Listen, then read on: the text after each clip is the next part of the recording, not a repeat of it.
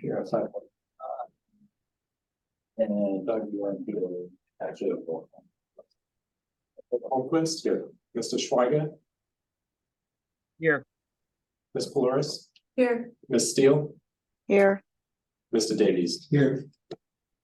All right, item 3 is appearances. Is there anybody to appear on an item that is not noticed on the agenda for a public hearing? Seeing none here in the room. Is there anybody online that is here to appear on an item that is not on the agenda for a public hearing item?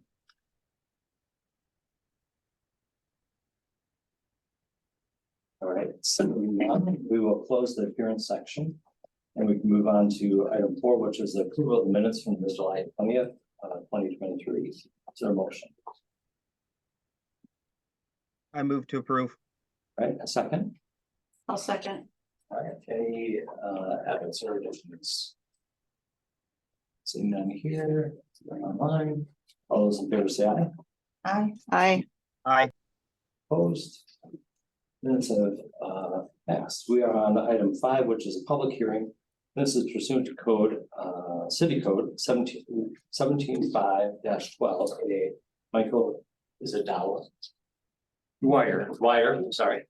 Dwyer at 5703 20 Walker Trail, and appealing the determination of the city's building inspector dated July 9th, 2021, rescinding the building permit number 20-574 because of the inspector determining the house is constructed for human habitation. That's case number Z006 2023. And Doug, I know we have a number of submitted public comments. And for a public hearing regarding a determination, have we had in the past an applicant give an overview, or have we gone straight into comment? I think it would be typical for the applicant to present first, and prior to closing, I can run through written. Certainly, if anybody's here and would like to speak instead of me to read the comments, we can certainly do that. But I think that's probably the best way to proceed. So this would be an opportunity to kind of provide a brief overview of what is that you're asking the ZBA to consider, and it's really to kind of help foreshadow any public comment. Oftentimes, in my experience on planning commission, for example, people will make comment, and if the applicant had provided an overview, sometimes the questions get answered. So it gives an opportunity for you to present that case, and then we'll go into public comment, and then we'll close that section and move on to the action. To the extent there is public comment that I have not anticipated, is there a chance to reply to that after it comes in?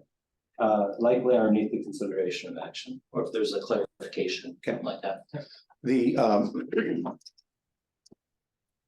And the reason I ask that is that I presume that members of the board have already read the submissions that we put in, so I don't want to simply go over what we've already put in. That'd be a waste of your time. State your name for us. Oh, I'm sorry, I'm Dan Jardine. I'm the current counsel for Mike Dwyer, who's right next to me.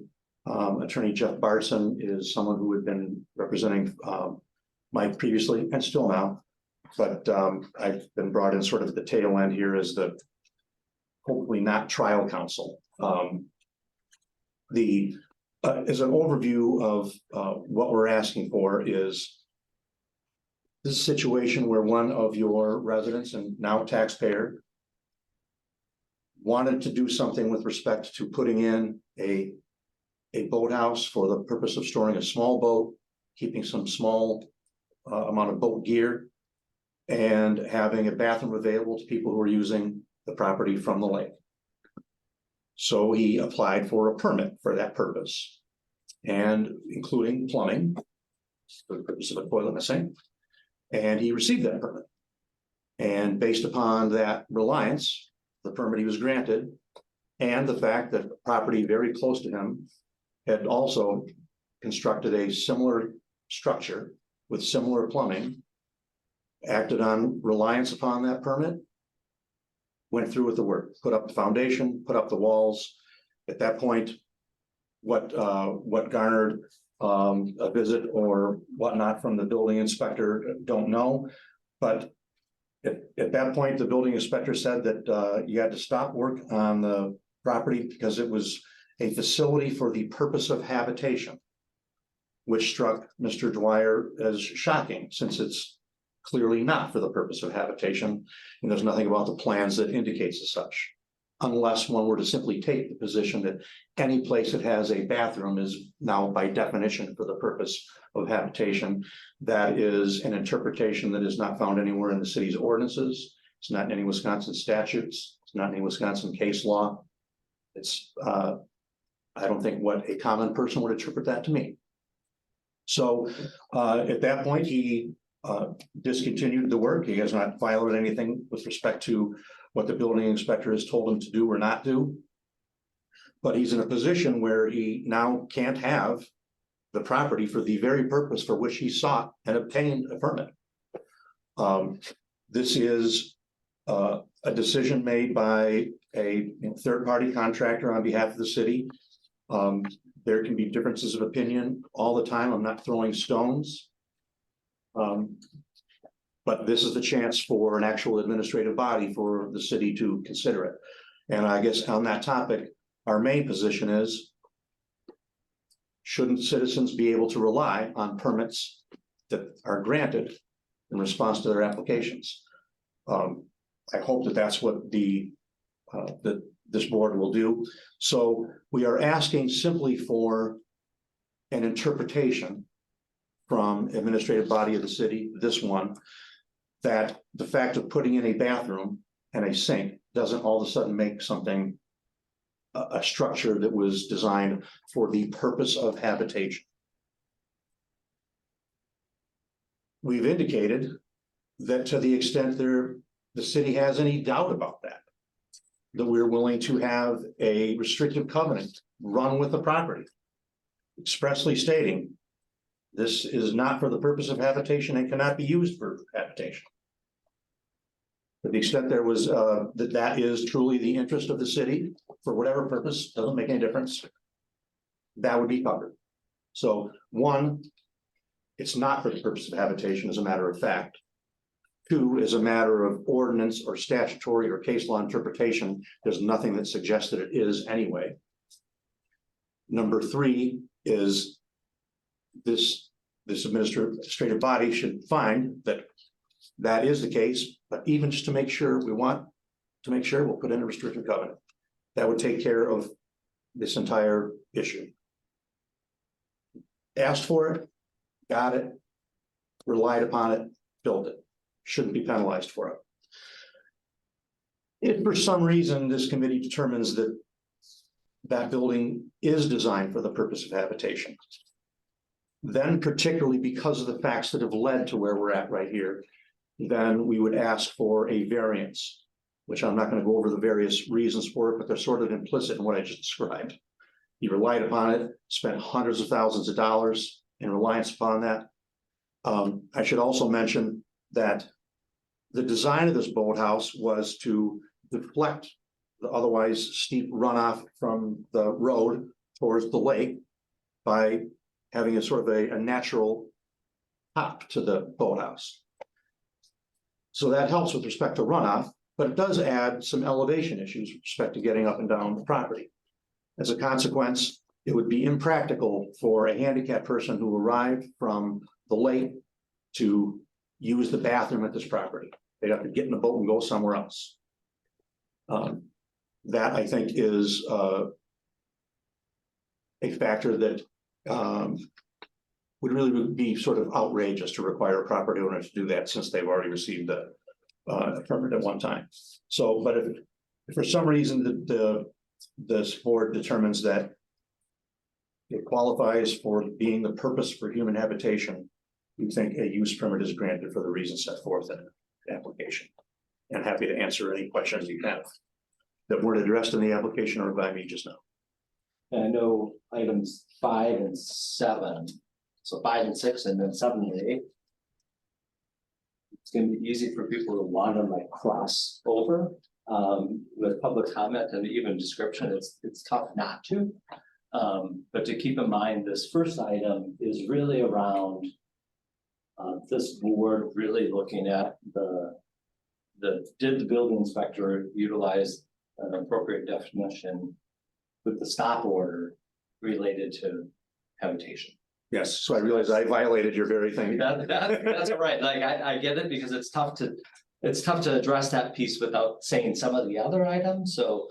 Like, no, even if you say it, like, as a board, we might not focus on some of those items, and the reason why is I'm gonna try to have our board really focus on the first item first, and then the second item as needed based on the first item, so if that helps. So Doug, maybe procedurally, it might work easiest to do the comments are received. Then people online, so we don't forget about them, and then people in the room, which we can't figure out because you'll tell us. Yes, and there certainly will be some overlap here.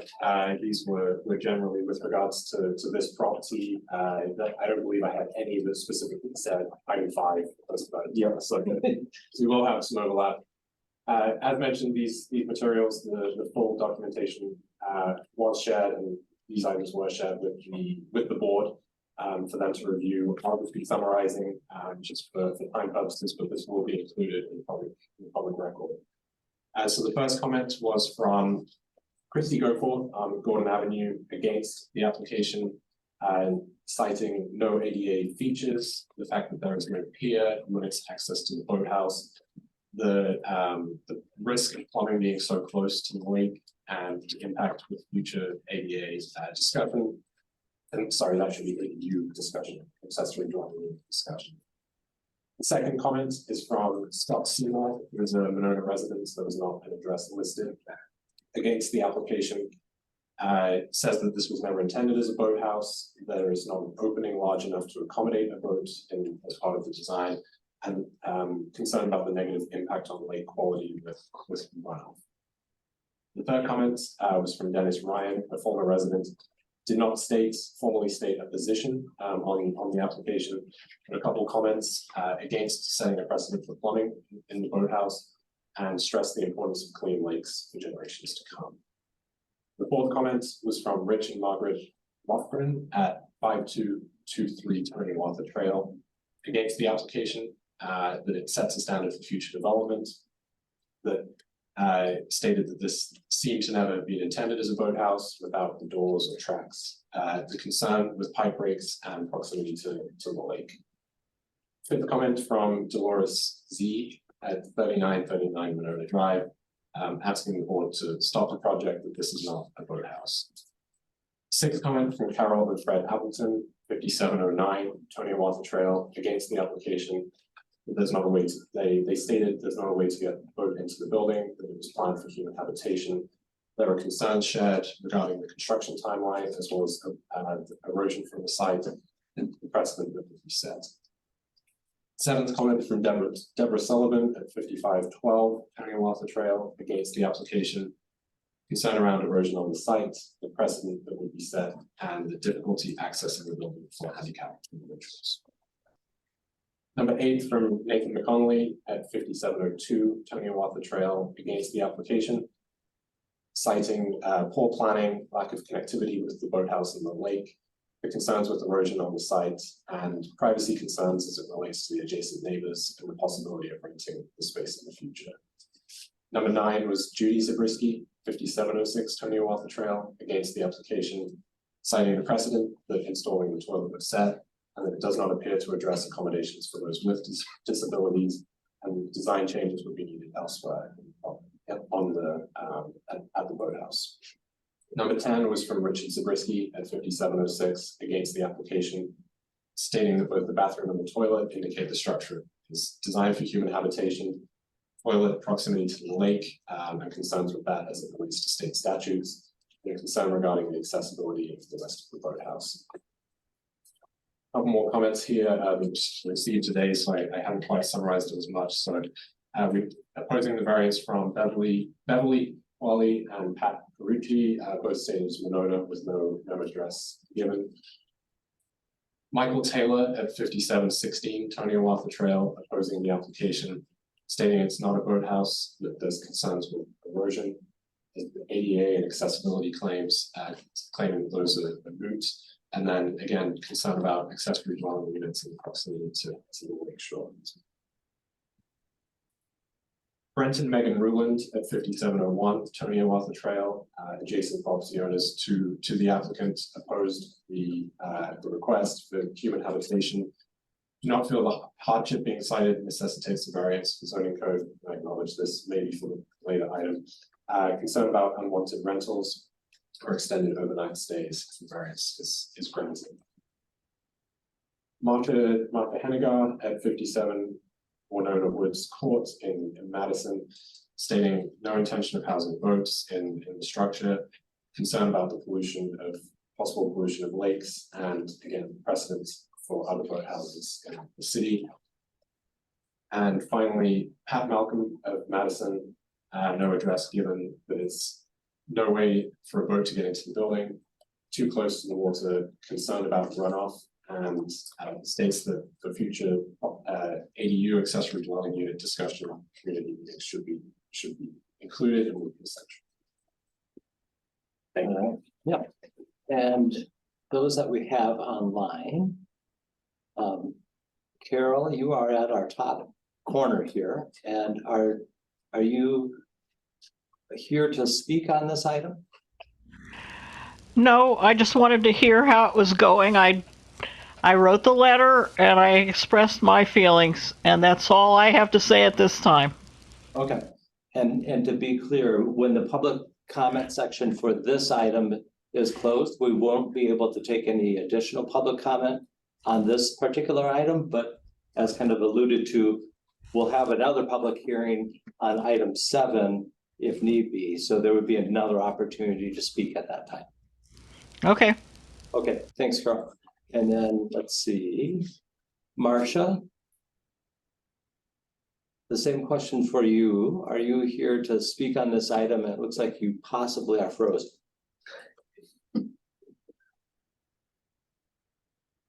Safely, no, Marcia. All right. Oh, there we are. We can't hear you though. You're on mute. Okay, thanks. Yeah. Yeah, I own a condo on Monona, and even though I'm in Madison, and I enjoy the lake, I enjoy the property, I enjoy that my property has really gained in value because of that lake. And I just see if there is some sort of a leak, or if it becomes a precedent that other people can put plumbing like toilets in their boathouses, that it could be something really terrible could happen. And it's, as a somebody who's hoping to make money on my purchase one day, I just hate to see my property values go down. And I have a question too. I had taken the boat around and looked at the property in October of 21, and they took pictures, and it shows pretty much a shell of a building. And in looking at the paperwork that came through, apparently there was a stop building report done in July. And I thought, well, if you're supposed to stop building, that building should still look like a shell. But now, of course, it looks like a fortress. So I'm wondering if Mr. Dwyer didn't heed that to stop building, and now is going to blame, the city, saying, well, I put up, this little boathouse cost me $400,000, so maybe I'll sue you. And I just see that as intimidation. So I just and I was going to add those photos in my letter, but I didn't, but I appreciate you letting me speak because I feel very strongly about this, that if this causes a precedence, then, who knows what'll happen to the poor old lake. And Thank Marcia, what is your current address? It's 5-7 Winona Woods Court. And we used to be like the worst neighborhood in Madison. You have the nice bike trail, don't worry. I mean, it's just beautiful over here. And I was lucky enough not to know that. And then when these went on sale, people just gobbled them up because the city had given us property to build a pier. And so right next to the park there, Panic Park, is actually the condo association's property and, our boat pier. All right, and Marcia, So I we're think pretty Doug, lucky guys. yeah, and I think Doug can provide a comment to your question that might help give you an answer. Yes, and certainly the applicant can jump in as well. My understanding with the stop work portion was it was the plumbing specifically, and it was not the larger building permit. So that's why you may still have seen progress being made, and there, to my knowledge, is still progress to this day being made. It's just that component that's being considered this evening that was specifically part of the stop work. All right. Yeah. Thank you, Marcia. Thank you. And I believe, Valerie, you are up next if you're here to speak on this issue. Yes, can you hear me? I'm actually driving right now, so sorry if I I'm in can. and out. I can. Okay, perfect. Val Drive, 5717 Toniawatha Trail, and I am here to oppose the variance along with our other neighbors with similar circumstances of setting a precedent that there would be plumbing there. We all moving in know that that's always an issue, and we would all love to have, lovely boathouse with, bars and toilets to enjoy the lake, but we don't do it because there are rules in place for reasons. And it seems like maybe they're using this ADA situation to kind of circumvent and get around this plumbing issue, because certainly even as a layperson looking at the boathouse, there's no tracks, there's no way to even get a boat in there. And we as neighbors had been very vocal when we saw this happening, and we all questioned, what is this? This is not a boathouse. This is not how we do it.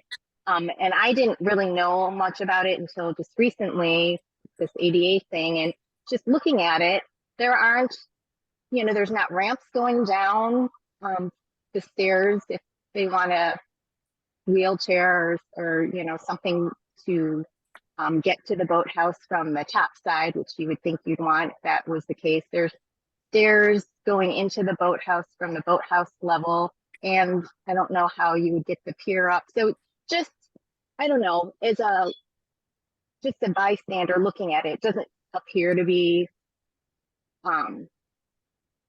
to code or neighborly to have tried to get this plumbing in because of, erosion in the future. You don't know, just the precedent, and to set that right now without having, due diligence on the neighbors' parts to see if we do want to change this in the future, which would be fine. But I think a bigger discussion needs to be happened before we just allow this to go on and setting the precedent. So that's just what I'd like to say.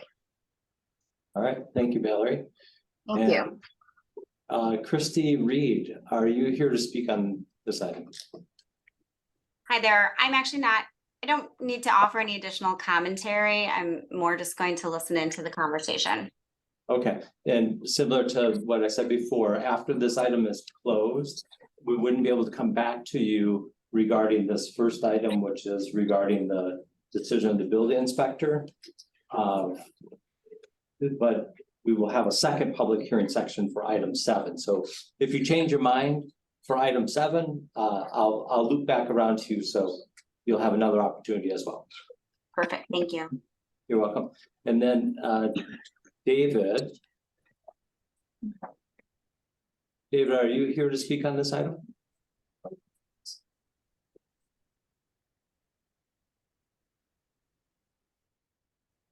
And David, if you're speaking, we aren't able to hear you. I'm not sure if you're able to hear us.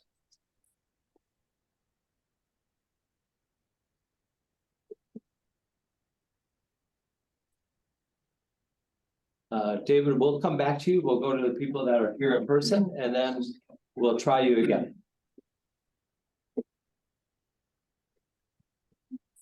Your painful. You just want to call it's all about the same item. That way that you have the right people for the right item. Susan? Thank you, Susan. My name is Susan Cruz. I own property at 5607 Toniawatha Trail, which is about a block from property in question. I have a boathouse that's very much in need of repair, and I also am getting older, and the trip to the waterfront is more difficult every year.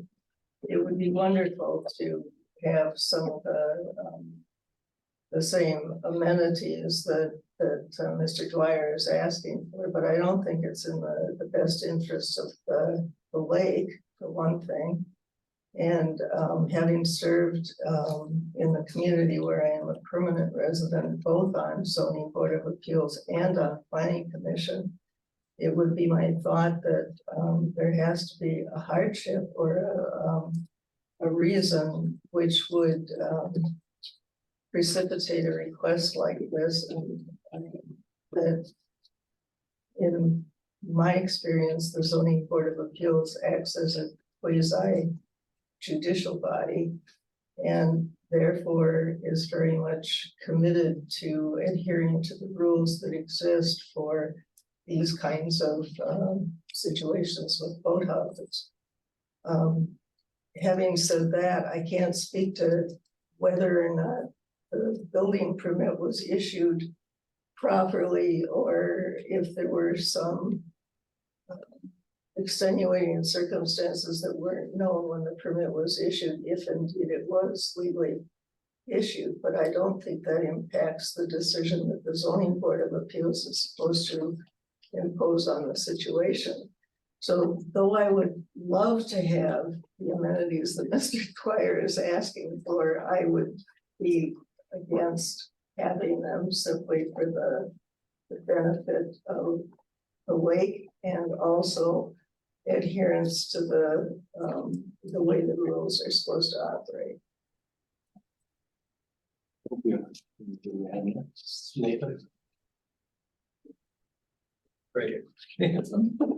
Yeah, I submitted a letter. I would just like to add that, you know, I live directly across the street from Mr. Dwyer.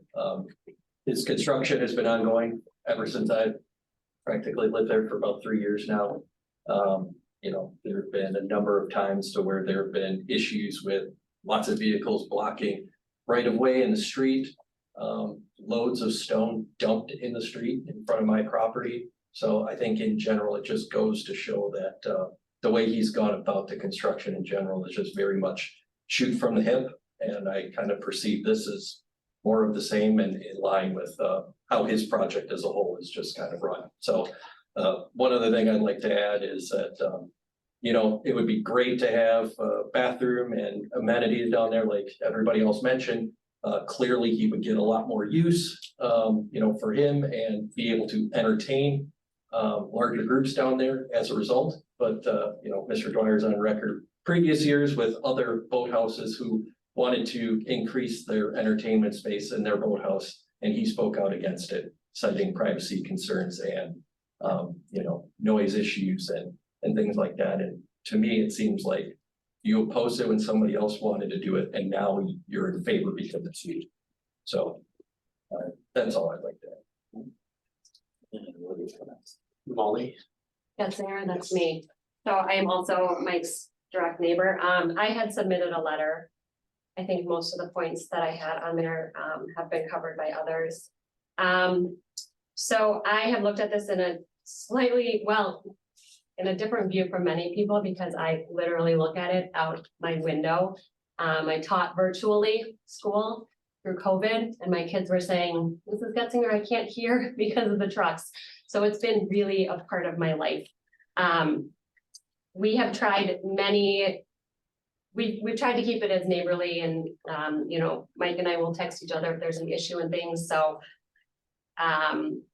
Couple of points, logistically, I have no idea how he would get a pier there. He raised the level of the shoreline at least 3 feet so that it was able to be close enough. To, I believe, the 100-year flood mark. So he has significantly raised the shoreline. It is almost 8 feet from the level of the water to where a pier would give access to the shoreline. And anyone with a pier knows that as soon as your pier gets a little bit past a certain point, it's very unstable. And so I can't imagine there being a safe way for a person on a watercraft to exit and enter the land. Anyone who's seen the boathouse has seen there's no entrance for a boat. I mean, we have a junky like 1950s boathouse, and we have a track system in there, and it's still hard to get a jet ski from very low in there. So I'm not sure. I've never seen him on a boat. I don't, you know, maybe he has a boat. I don't, but it's not like I'm like, well, he's an avid kayaker. He's got to get his kayak in. So I don't see a history of that. And then Nathan brought up a point. We screened in our porch on the top of our boathouse a couple of years ago. We have young kids, and for mosquito purposes and safety. So we had them kind of trapped so they wouldn't go down the stairs. Mr. Dwyer insisted that our variance be rejected because of an existing easement. He is now claiming the 18 inches of airspace above our boathouse as his property. And so we moved our porch 18 inches for him. And so I wasn't even gonna bring that up. I mean, I thought, well, that was done, but Nathan brought it up, and it is a good point. It just feels like a lot of ask for forgiveness, not for permission. Which was one of the big rules you weren't supposed to break when I was getting my master's in architecture, which is another lens that I look at this through. So ADA stuff has been brought up.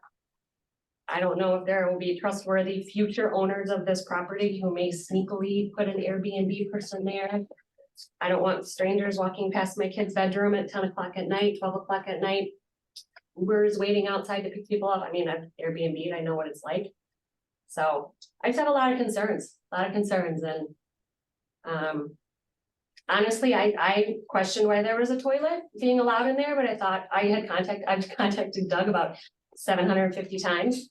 And if there was initially a toilet allowed, then he should have had the toilet allowed, but it's not a boathouse. If you want to have a permit for a boathouse, it needs to have a boat entrance. And so I'm probably one of the few people that doesn't think that the toilet is the big issue here. I think the big issue is that it's not for a boat. No one who buys this house in the future is gonna be like, that's great, I can put my boat in there. They're gonna say, I'm gonna have to do $100,000 worth of work in order to get a boat in there. That's a lot of points. That's probably my whole letter summarized right there. And So I'm opposed. I know some of these crossovers are too. Sure, So yep. Judy's the person. I don't think that I would do anything more than take up valuable time to improve on what my neighbors have already said. I agree with what they said, and I've also witnessed the exact same dynamic being just kitty corner across the street from what's been going on. I think you do. Jenny? Jenny Hernandez, 5711 Toniwatha, so 4 houses away. Concerns about the plumbing in the boathouse. We built 6 or 7 years ago and also wanted a bathroom put in our boathouse. We have elderly parents who, it is a long trek from the water up to the house. They would prefer to use the restroom down at the water. We spend a lot of time down there, summer, winter, and it is a haul to get up there. So we were rejected. We were not allowed to have plumbing. Ours is clearly a boathouse. It has 2 huge garage doors that come up, and there's tracks in there. We have all our boating stuff in there. So yeah, we simply wanted just to put a bathroom in our boathouse for convenience, to help our parents so they didn't have to go up and down the steps. And again, rejected. So not sure why it's allowed for some folks, and not for others. If it's a rule that it's not allowed, then it shouldn't be allowed. Thank you. Brent Ruland. Yeah, Brent Ruland, we're the other adjacent property to Mike. We've only lived there for about a year, so I can't really speak to the, you know, the plans and what kind of went forward, but I mean, just living there in a year, the project seems. I guess I don't know what's going on. It seems very, like, anytime somebody comes over, it's the talk of the neighborhood, whether they come by the water or a friend, or everyone's questioning what this building is, what it's meant to be intended for, and I don't have an answer for them either. With the look and feel of it, it's definitely not in the spirit of what a boathouse should be. I guess I'm impartial on the bathroom too. I mean, but I do have very strong concerns of what that property is meant to be, what it's going to become. And if we plan to live there like we do for 20, 25 more years, whoever buys the property down the line, what do they use it as too? So those are my main concerns. I mean, if Mike signs a letter or not, I don't know how that is passed on from property owner to property owner. It would be a big concern of mine. Anybody here that didn't speak that would like to speak on the second? We'll get back to. None here. Let's see. We lost. The one individual. And did they pop back on at all through? Not that I saw. No, I'd have to admit that I didn't. All right. Just at the point of information. Can you give us your name and your address? Jerry Feet, and I, you know, live here in Madison or Monona, in Wisconsin Rapids. But just as a point of information, what is Monona's definition of habitation? You're gonna hear that discussion shortly. Very good. And I also had that question, 483-5605 to Malata. Was there a huge discussion like this for the actual initial boathouse, quote unquote, that was designed and accepted by the planning commissioner or by the inspector? Or was this kind of done with less involvement? Just as far as background, how did that all go down? Sure. I can address that, yeah. So the original boathouse was permitted by right. So we have standards that allow that to be considered administratively if it meets from my perspective, the zoning standards from building inspector building.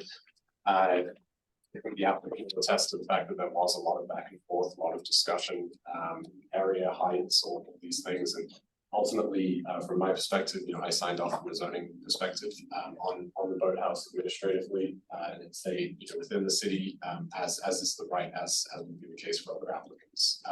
Again, building inspector, you know, had consultation with the architect as well as the builder, and very similar process. So it did not come through a variance process like this because it was permitted by right. How there had to be some regulations as to a boathouse and what its actual purpose was and what size door needed to be allowable. We can get to that in item 7. Okay. If 7 is needed. I don't mean to cut you off. I just want to put it in the right spot. So as long as it's coming up, that's not. Yeah. So we're efficient with our time, but also we'll feel like they've been heard. I want to kind of make sure that balance exists. Sounds great. I'll give another opportunity. Is there anybody here that hasn't spoken regarding the building inspector's decision of rotating the plumbing aspect related to habitation? Seeing none here. Nobody new online, so we can close item 5, which is the public hearing section. We can move on to item 6, which is the consideration of action pursuant to the city code 175-12A. Michael Dwyer at 5703 Tony Trail, and he is appealing the determination of the city building inspector dated July 9, 2021, rescinding the building permit 2057-4. Because the inspector determined the boathouse is constructed for human habitation. And that's case number Z006-2023.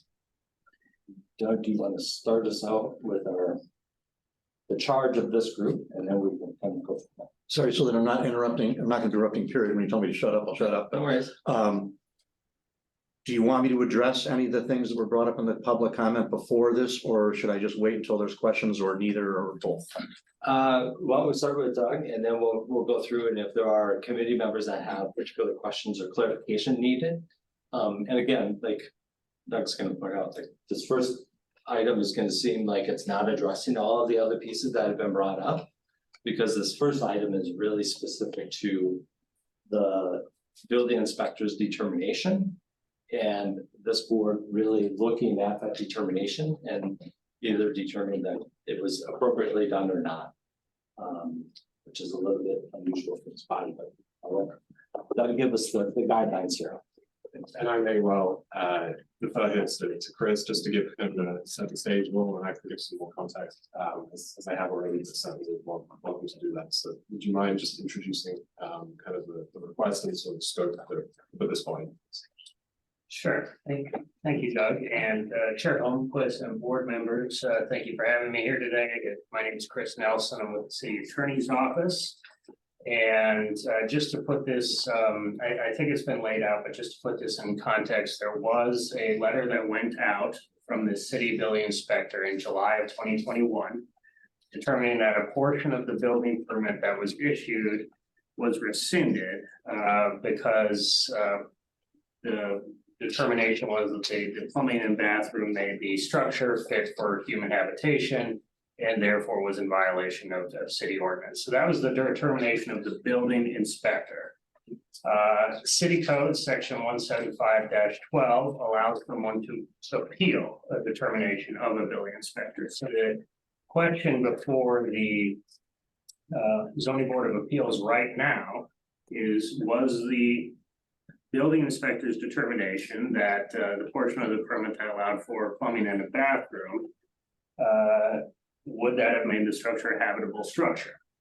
And the board can either uphold the building inspector's determination or overturn that determination and issue the permit that was rescinded. Issuing the permit as rescinded would allow the plumbing to be installed and the bathroom to be installed. With that, if the board decides to uphold the building inspector's determination, the board should make findings as to why the issuance of this permit would render the structure habitable. And to answer the question that came up earlier about what's defined as a habitable structure, ordinance defines a habitable structure as any structure or portion thereof used for or designed for human habitation. Whether or not you find that definition helpful, but that's the determination that was made by the building inspector that this is a structure suitable for human habitation or designed for human habitation, and that is the question currently. I think just as way of a little more background, certainly from my perspective, the some of the process and some of the how we got to this point, I think was laid out in portion 5 there as to this being allowable by right. So there were a lot of burdens of these plans, and there were a lot of iterations that were coming through. Certainly, I was looking at this from more of certainly from the use element of the boathouse. All the plans indicated this to be a boathouse. Its location, its dimensions, the height, the footprint, all of those elements, proximity to the water, all of those elements came into play and into my decision. Ultimately, from a zoning perspective, it was permissible with the plans that I saw.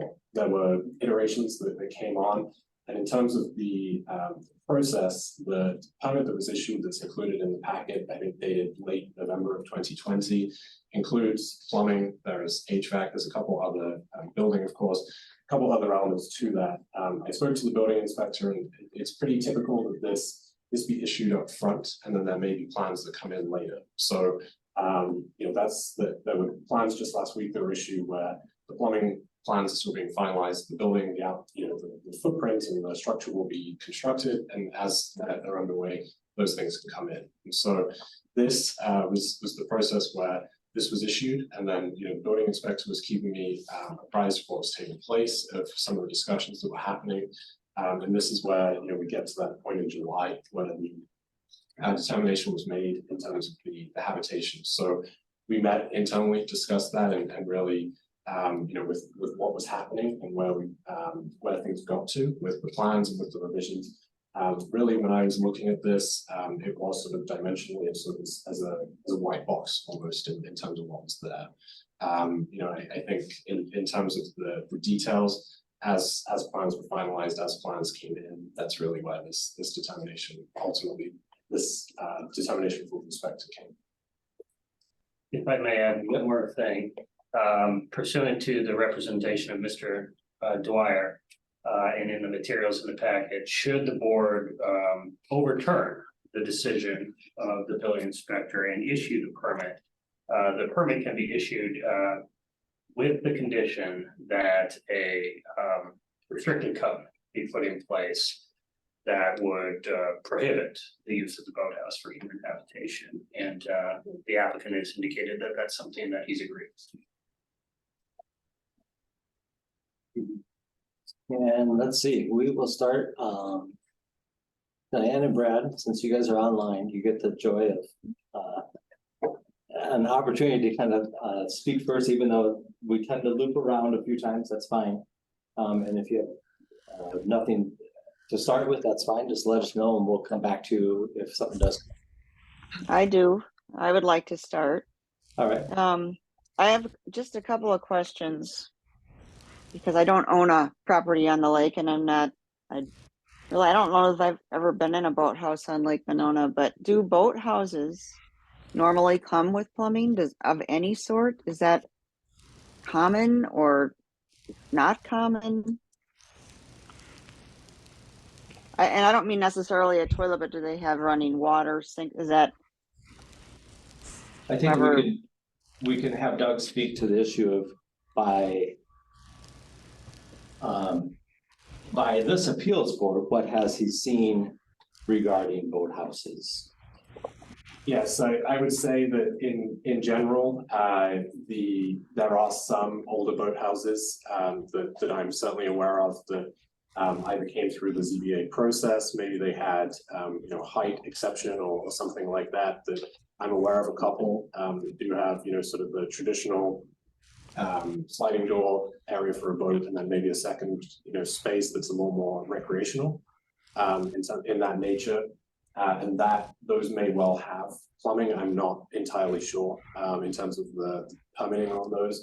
I think the sort of the stance really is the reasonableness of the request, you know, a possible water line for, say, a spigot or something like that, you know, associated with the boathouse itself. So the use and recreation of that intended use, so hosing off a boat or equipment, or, you know, cleaning out a fishing bucket or equipment or anything like that. But I think that's really where the standards, you know, and as it gets towards habitation would be, you know, anything really further than that. So any structure that's used for or designed for human habitation, that's sort of the Chris, or I'm sorry, you're the attorney for the city. I'm sorry, I didn't catch your first name. So is this was just a determination by the inspector that because Mr. Dwyer wants to put in a bathroom, that by itself makes it habitable human habitation? Is that what you're saying?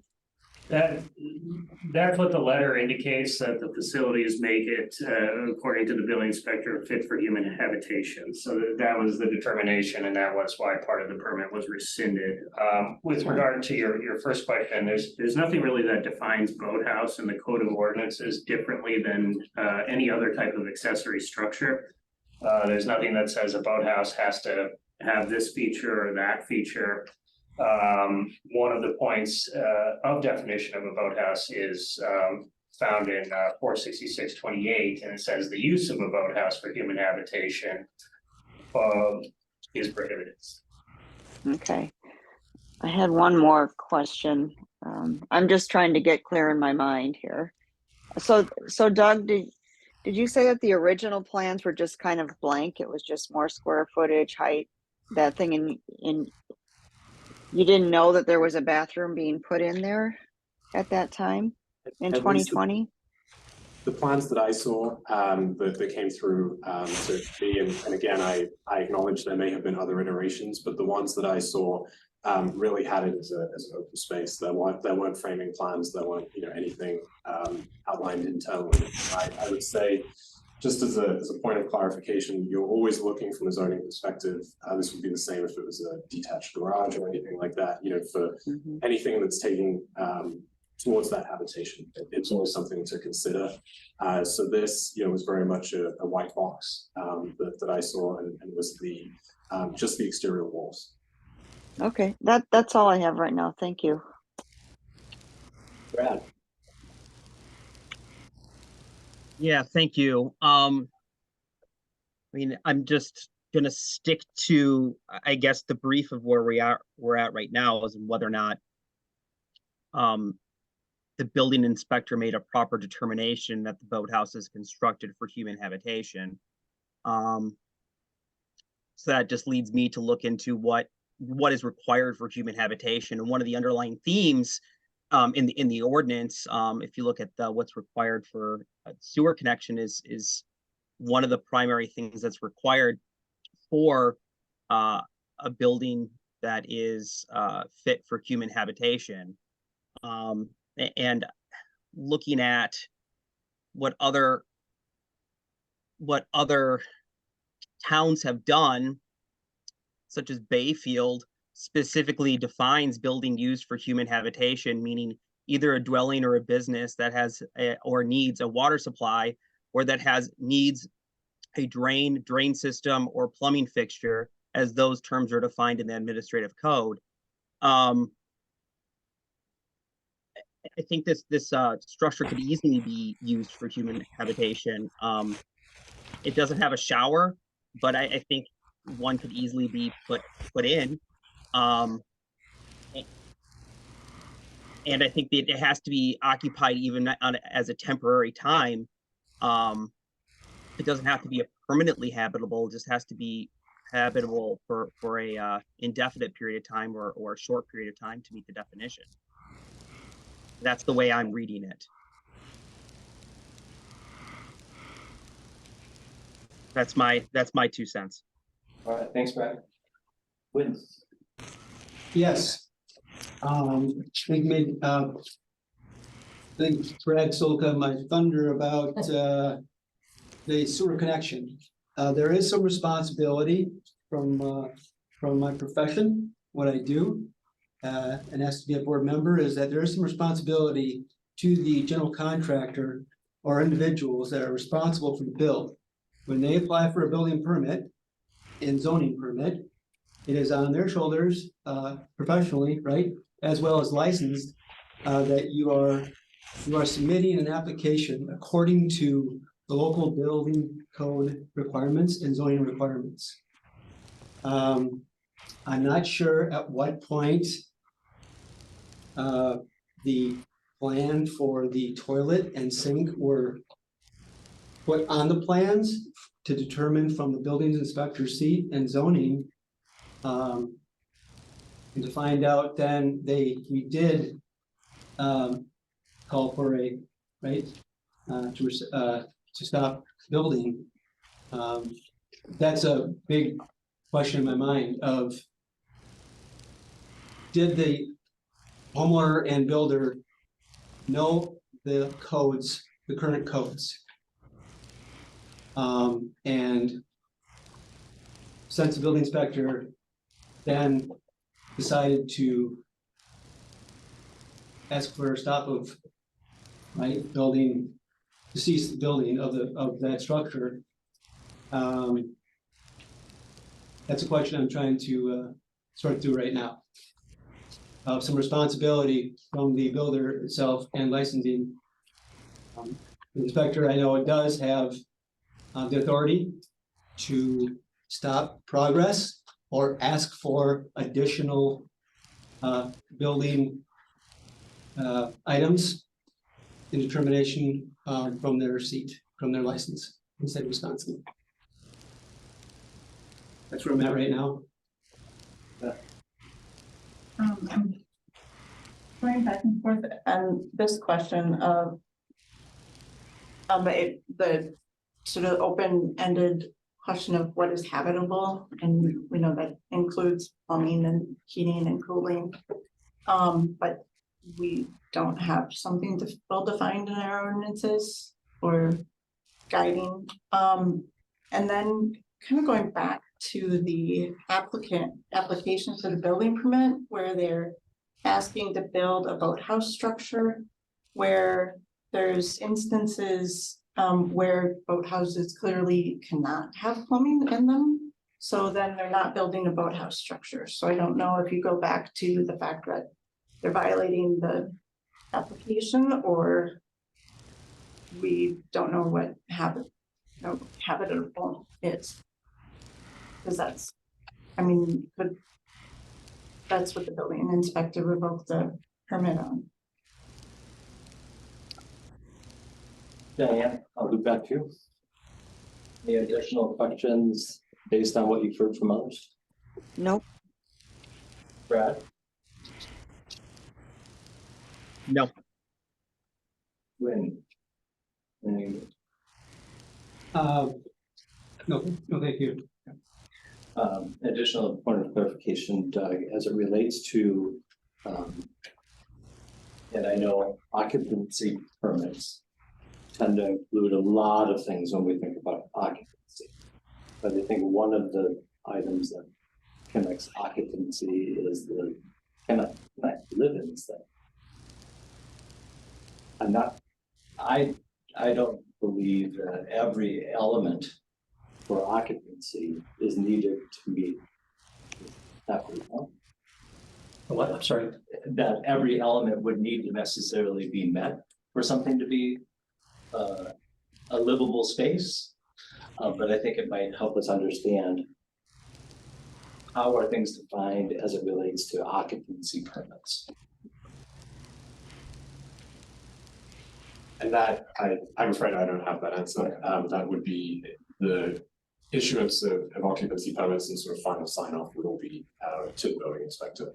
So typically from a zoning perspective, a lot of it is review of plans and very little to no site visits. So it really would be to the building inspector. I believe there would be an occupancy permit associated with each final construction, but I don't know specifically. When given the backup, a remodel or other item, and considering occupancy, what are some of the items that would be checked off? I can assume plumbing and sewage, like water lines and sewage, are one of those key items. If you don't have it, you can't live there. So referring to this situation, one needs the other. Heat, if you have plumbing in a habitable space, you need constant heat, so it does not freeze. So what that means is you would have to retain heat inside that building year round, so you did not damage any plumbing fixtures that had water in it. So automatically, those two come together, could be habitable space, because you cannot have a habitable space and not have heat in this situation. So if you have sewage connection. Correct. Sewage connection, plumbing, and heat together, it's year round. And if it is weather protected, which this building is, right, from the weather elements, then it's suitable in that sense. And to me, that's where when I've read this and looked through the material, tried to look at definitions, which is not well defined, because I think it's impossible to define every item in a city code and ordinance. And there are some pieces that we do the best we can to gather information, but I think that's a clear indicator to me of how some of these pieces connect. If you have, which is different than, for example, an outdoor spigot. right? I mean, you define habitable and occupancy in different arenas. Because there's other multiple trades involved in passing the occupancy permit. But habitable in that sense, which I just mentioned, is different than. Does that make sense?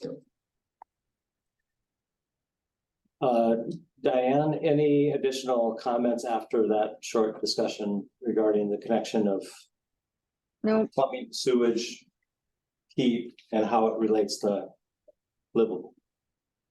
no, Brad? No. Winter Is there any way willing to make a, you need a motion? So, yes.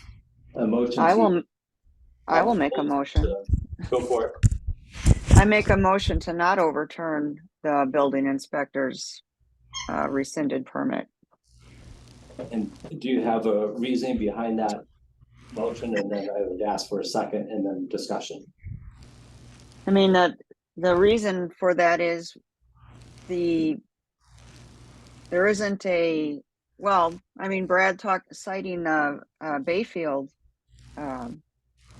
administrative code, which sounds like maybe the only thing with a clear definition in Wisconsin, but without having, it seems like it's up to the interpretation of the building inspector's subject matter expertise.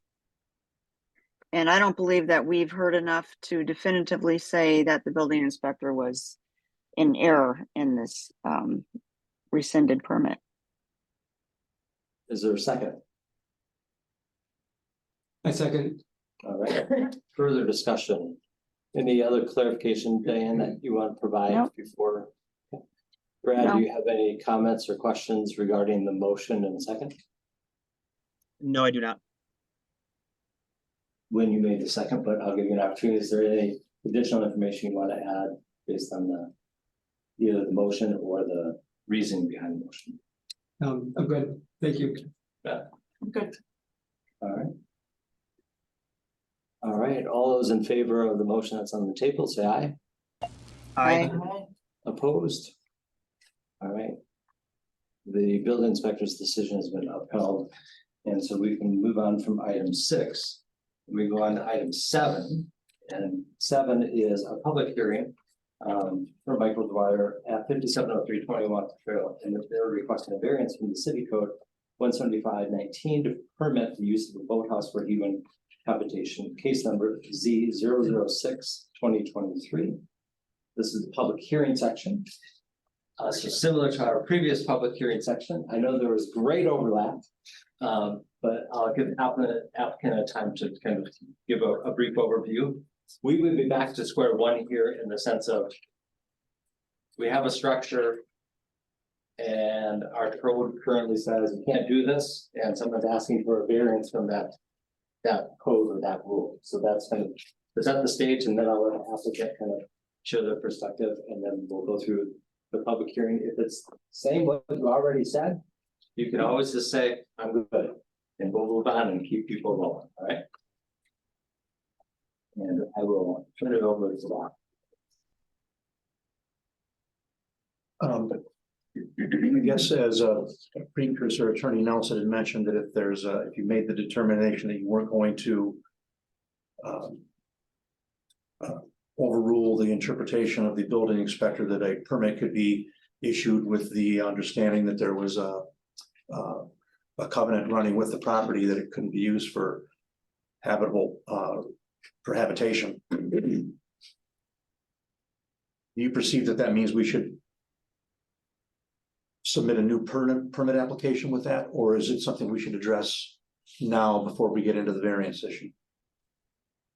Can I answer? I believe what I said, and if I spoke incorrectly, I apologize, but if they overturned the building inspector and issued the permit, they could do it conditionally. But the building inspector's decision was upheld, so no permit shall be issued. Fair enough, okay. I think what I will do is, because of the materials I have we submitted with respect to the reasons for the variance. I think I'd rather just take my time to address some of the public comments. Sure. Some of them, starting with the presumption that they're made in good faith, but many of them are just flat out wrong. For instance, there were several comments about how there's no place to put the boat. I've drawn a diagram here, which I'll step to the front. I can show the people who are not online. This is not the scale, but this is a boathouse from the lake, and as you'll see, the section at the bottom right, has an area where if you come into it from the side, it's a place for the storage of kayaks or canoes or a small boat. So it is true that the boathouse is not used for the, by the way, is there someplace I should stand to show the people who are online? That is a similar L-shaped drawing to what's in the packet.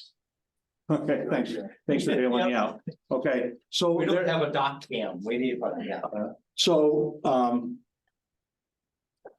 the term boathouse is kind of a general term anyway. It's not really defined as to what it is.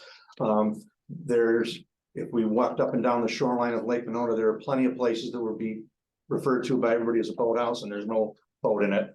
But nonetheless, this place does allow for and is for the purpose of storing a small boat.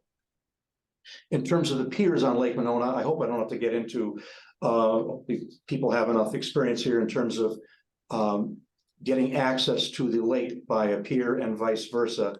There are a variety of stairwell types, a variety of ways to get to a pier and back. It is absolutely his intention to put in and use a pier for his lake property, of course. In terms of the erosion, his plan was designed for the specific purpose of limiting erosion, for having the flattening at the top of the boathouse.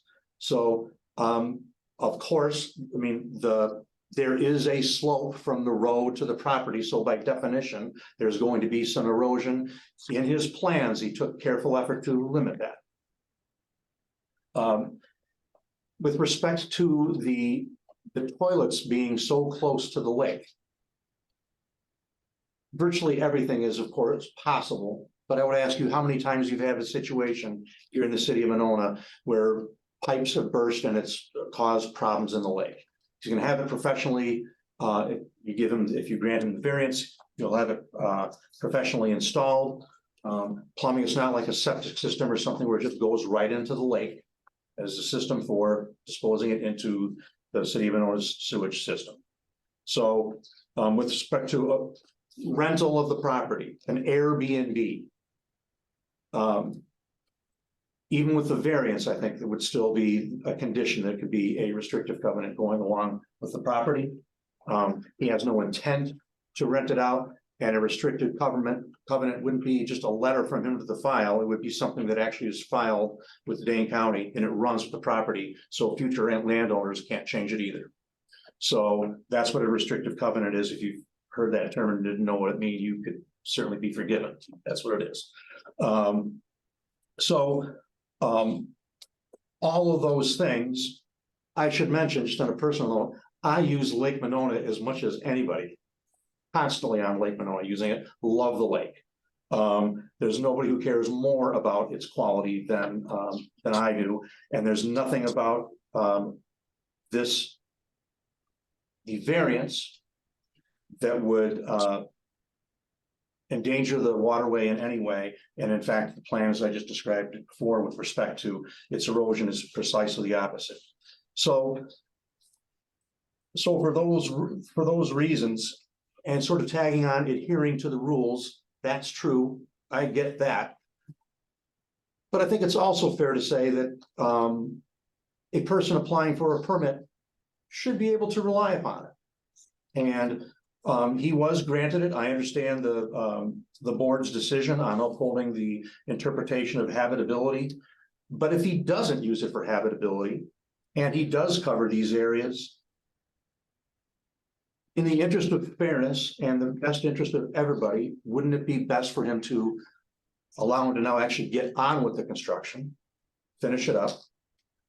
With respect to the skeleton that's already in there with the plumbing, as opposed to having to now rip it all out and start from scratch. That creates bigger problems certainly for him, but I think for everybody. Whereas in the interest of fairness, especially if we have these particular restrictions in place, the city gets to protect, this board gets to ensure that the city's being protected for the reasons that were asked or brought up here by the public. And it causes no harm to the city and avoids the causing of great harm to the applicant.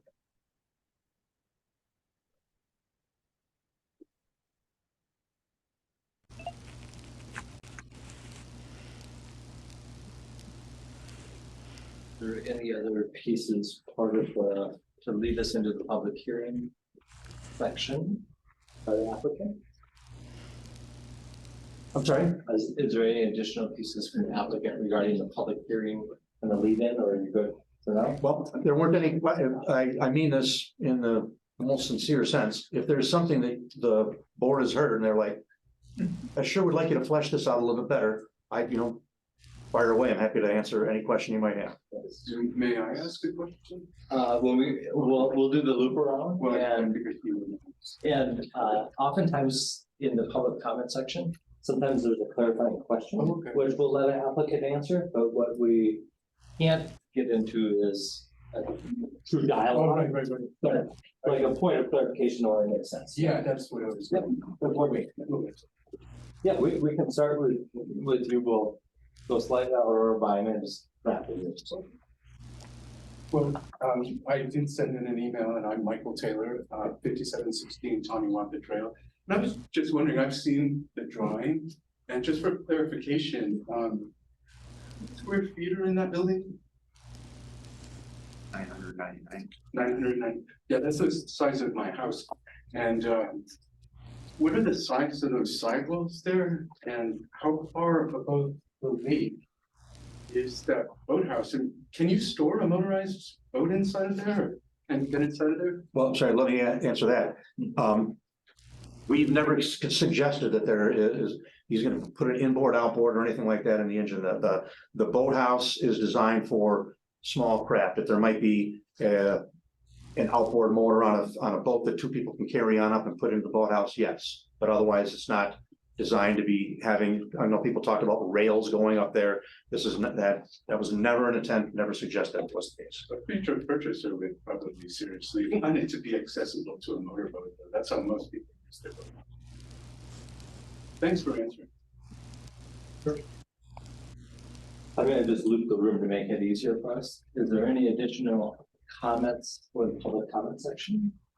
Well, I'm wondering if there was going to be a covenant granted, who would monitor and who would be paying for that? What would that impact the neighborhood? Would that mean we'd have to have our eyes on this property for another couple of years?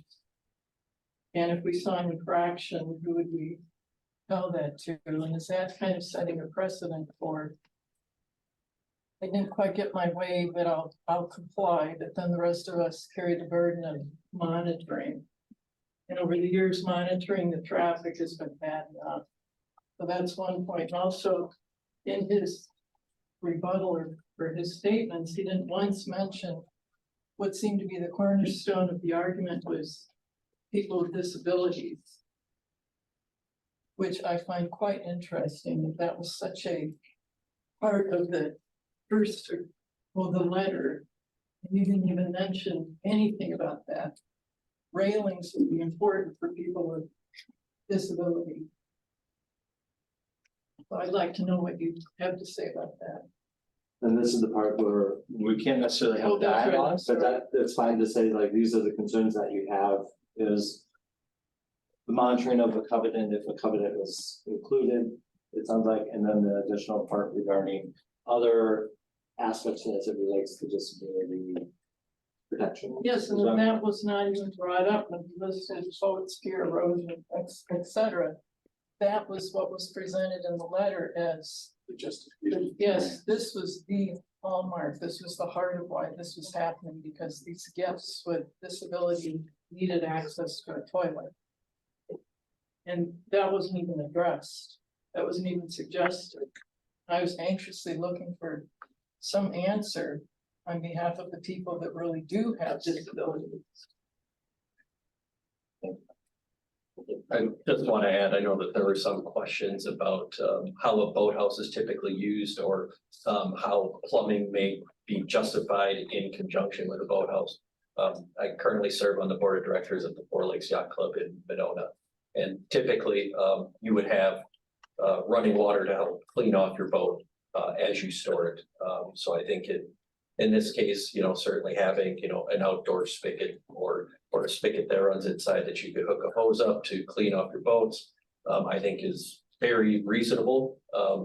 But I think when you get into the sewage and heating and cooling year round, it just seems like that kind of flies in the face of the intent of the bill. Could I just request, as we go around, just name it? You want to name it? Yeah. I've got the first three, but that would be helpful. Thank you.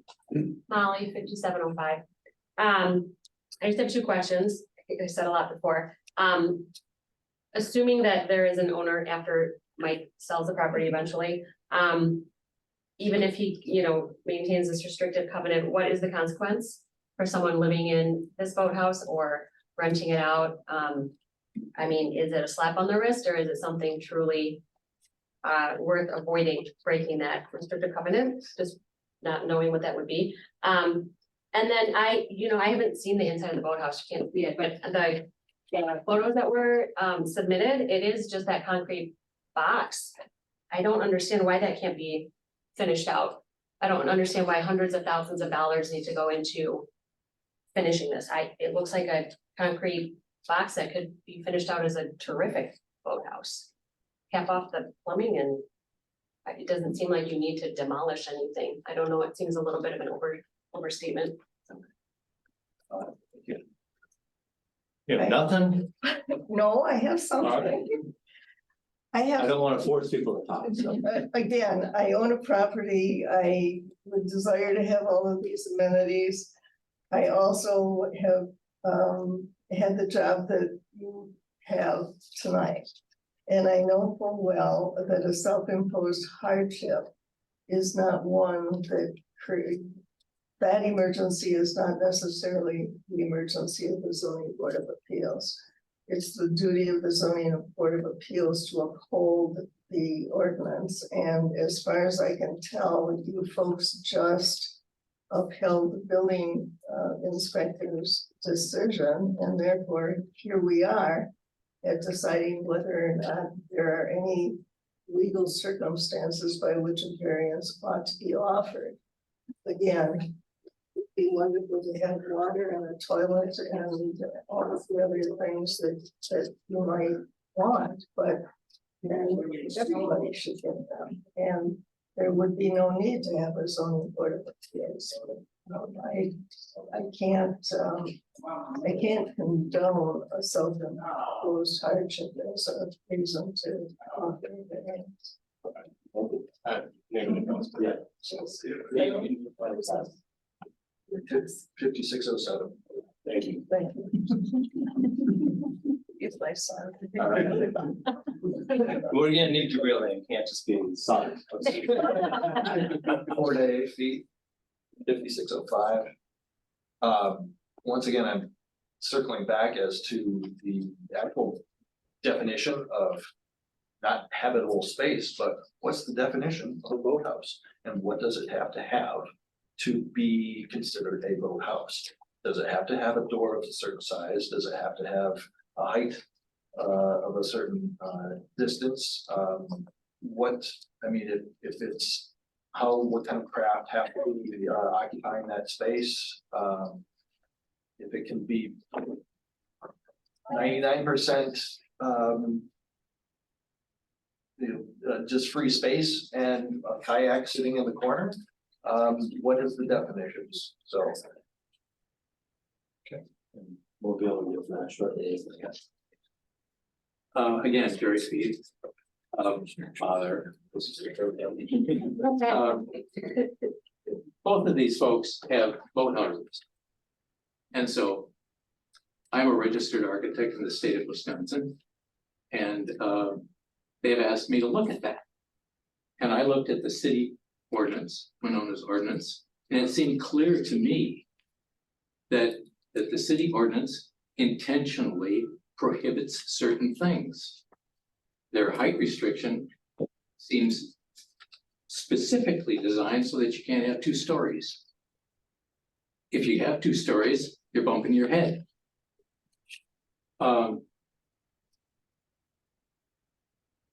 And the state of Wisconsin prohibits dwelling units within 75 feet of a lake or river, does it not? So that's why I asked the question about habitable space. This seems like a dodge to get around the idea that you need to be 75 feet away.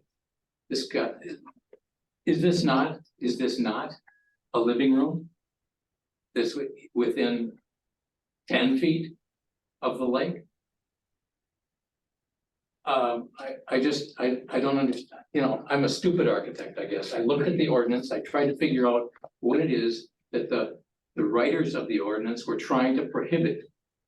What were they trying to do to protect the lake? And I decided that there was nothing further that could be done with those boathouses that would fall within your ordinance or within the designers of the ordinance. They were trying to protect the lake. And so, hats off. That's as much as I have to say. Thank you. Good. Brent 5701. I guess we're, like I mentioned before, newer neighbors. We've lived there for a year, so I've never really had a conversation with Mike or what his plans are, but having lived on the water for 15 years, kayaks, rowboats, canoes, real boats. Maybe it was an architectural flaw, but I definitely, if my intent was for it to be boathouse, I would not have built a single door with 3 steps to get any of that equipment into my house. It just doesn't make sense as a boat owner, or anybody who owns any nautical waterfront activity. I'm not carrying a rowboat through a single door up 3 steps. So I have issues with what the true intent of the space is. That's all I have to say. Jenny 5711, 2011. Going back to the plumbing in the boathouse. So if I'm understanding it correctly, that it's in there and we're just to allow it to happen because it's already in there. So is that telling other folks that, hey, they said no, but just do it anyway and ask forgiveness later? I mean, we could have done that, but we didn't. We followed the rules, right? Again, we'd love to have the bathroom, just for convenience, not to live. Ours is clearly a boathouse, like I said earlier, 2 large garage doors. And I guess that's all I need. You're here for a different issue. I apologize. And if we go to our Zoom, Carol, is there additional items that you want to share for the public hearing section regarding this item? Yes, I'd just like to ask if it's allowed to have a bathroom in there or toilet. I would like to ask who's going to monitor who's in there, because who's going to come knocking at the door and saying, are you living there? And who are we going to report this to, and what are going to be the consequences? And that's all I have to say. Okay, thank you, Carol. Marcia. Yes, I do. I even though I live across the lake, I have a lot of friends that live on Tangwatha. And I know that Mr. Dwyer, I don't know him, but I imagine he's an honorable person. On the other hand, he has not shown good faith with his neighbors. And I think, his attorney, and I'm sorry, I can't remember your name, but, you're saying, he put this plumbing in and he'll have to rip it all out. And you know, when you have a building inspector, that can happen if things aren't put in properly. That's a part of being, you know, of having something built.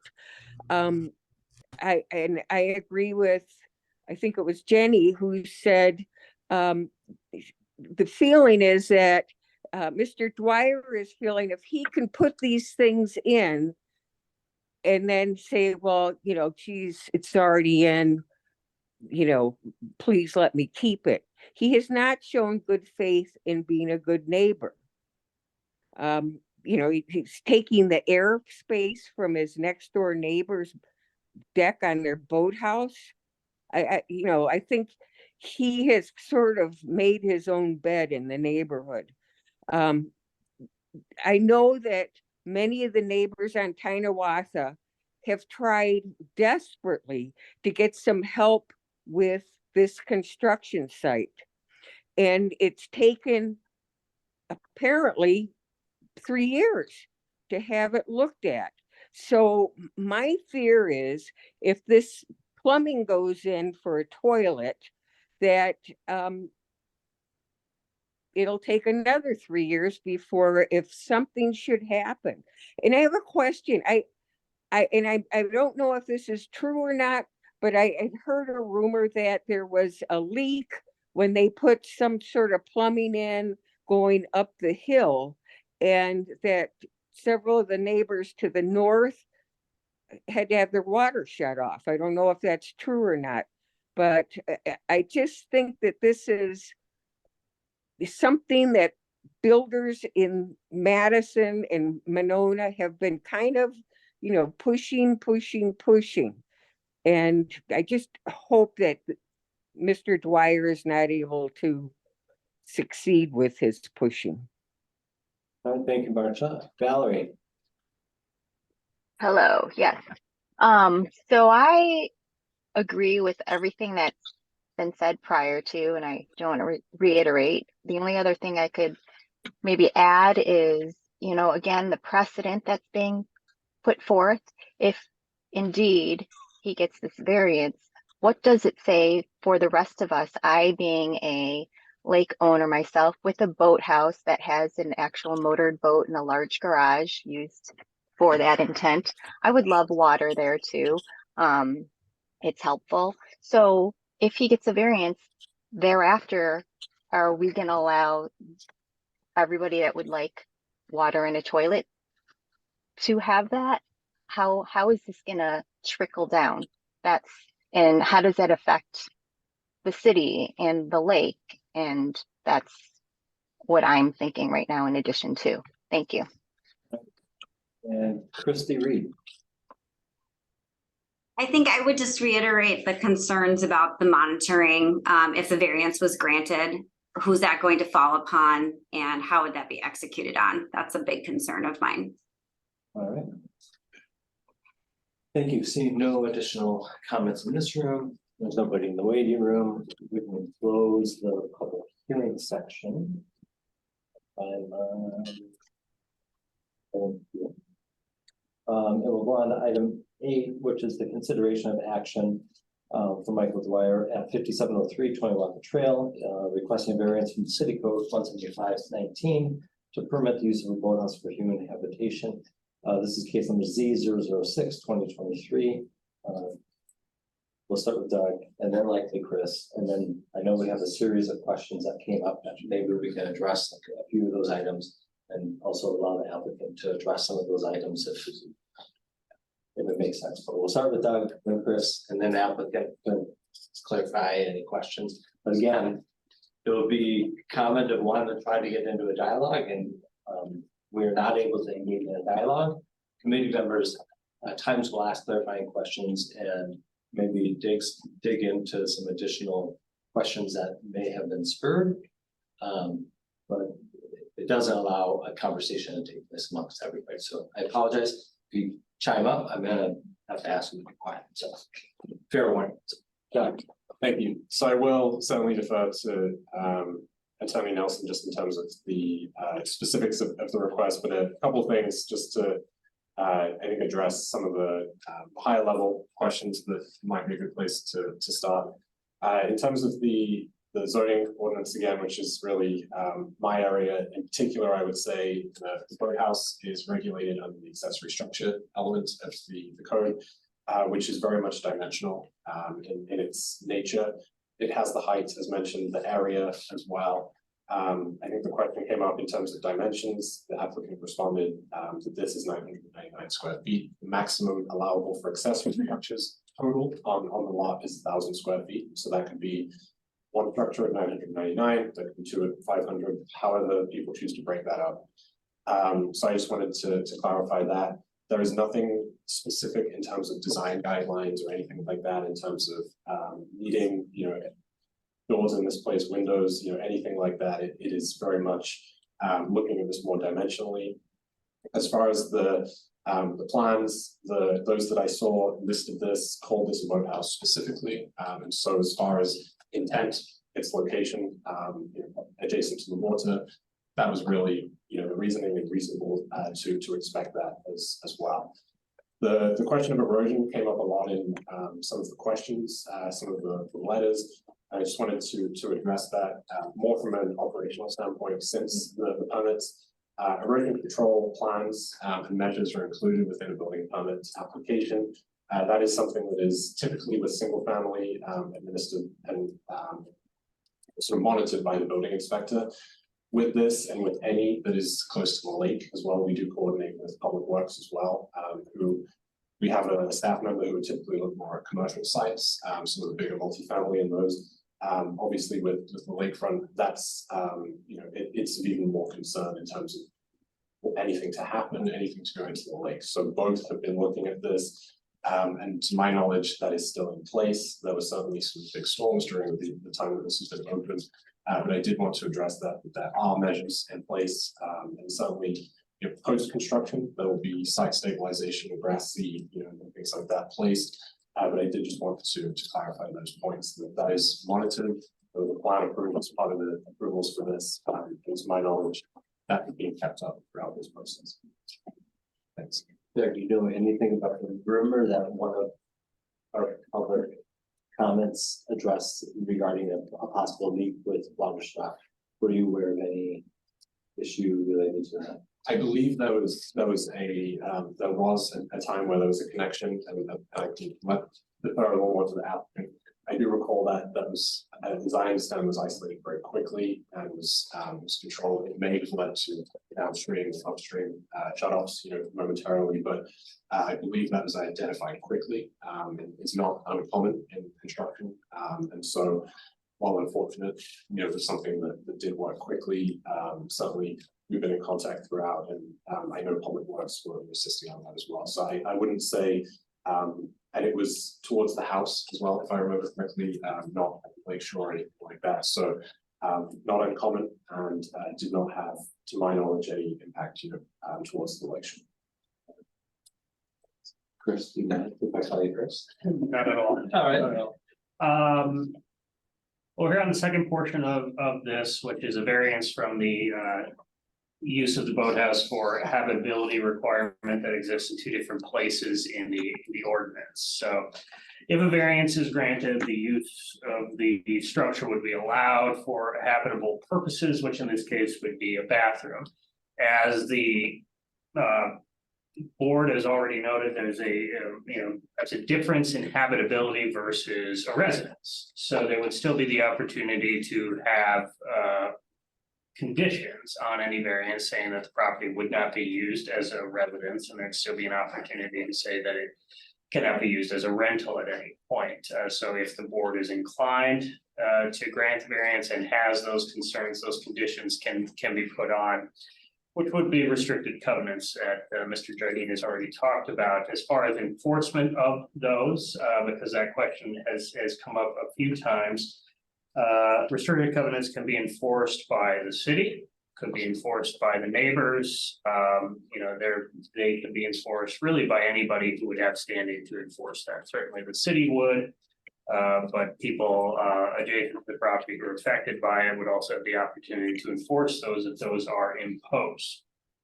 Now, I know I don't need to go into this with the board, you deal with variances a lot, but there are two different types of variances at issue. One is an area variance. This is typically seen when a building might go into a setback. You have a 5-foot setback. Somebody wants to build a fence 4 feet. There's something unique about the property that requires that, so they apply for a variance to go into that setback. That's called an area variance. The other type of variance is a use, which is using the property for something that's not permitted under the ordinance.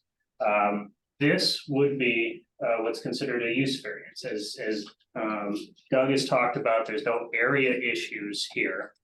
The boathouse has complied with all area restrictions. It's not in a setback, or it doesn't violate the square footage percentage, which is another potential variance requirement. There's no area variance being requested. What's being requested is a use variance. So turning to state statute on this, we're in 62.23. Let's see, parent 7E7A defines a use variance, and a use variance means the authorization by the Board of Appeals for the use of land for a purpose that is not otherwise allowed or is prohibited by the applicable zoning ordinance. So in this case, again, that's the use for habitability and specifically plumbing.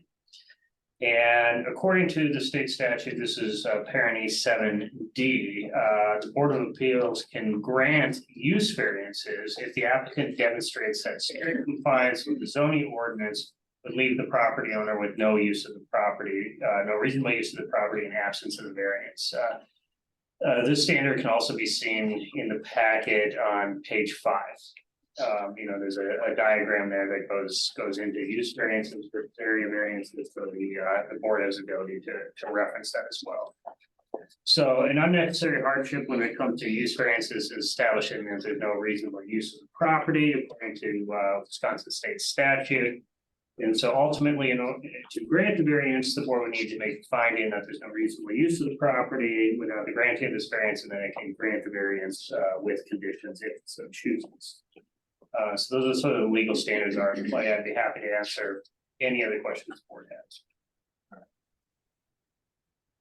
Anything else? We good? Okay. We'll give an applicant chance to present. I mean, one, if there's anything additional that you want to provide some clarification or present some additional information, and then we'll look through the committee that might have some additional questions for you guys as well. Sure. I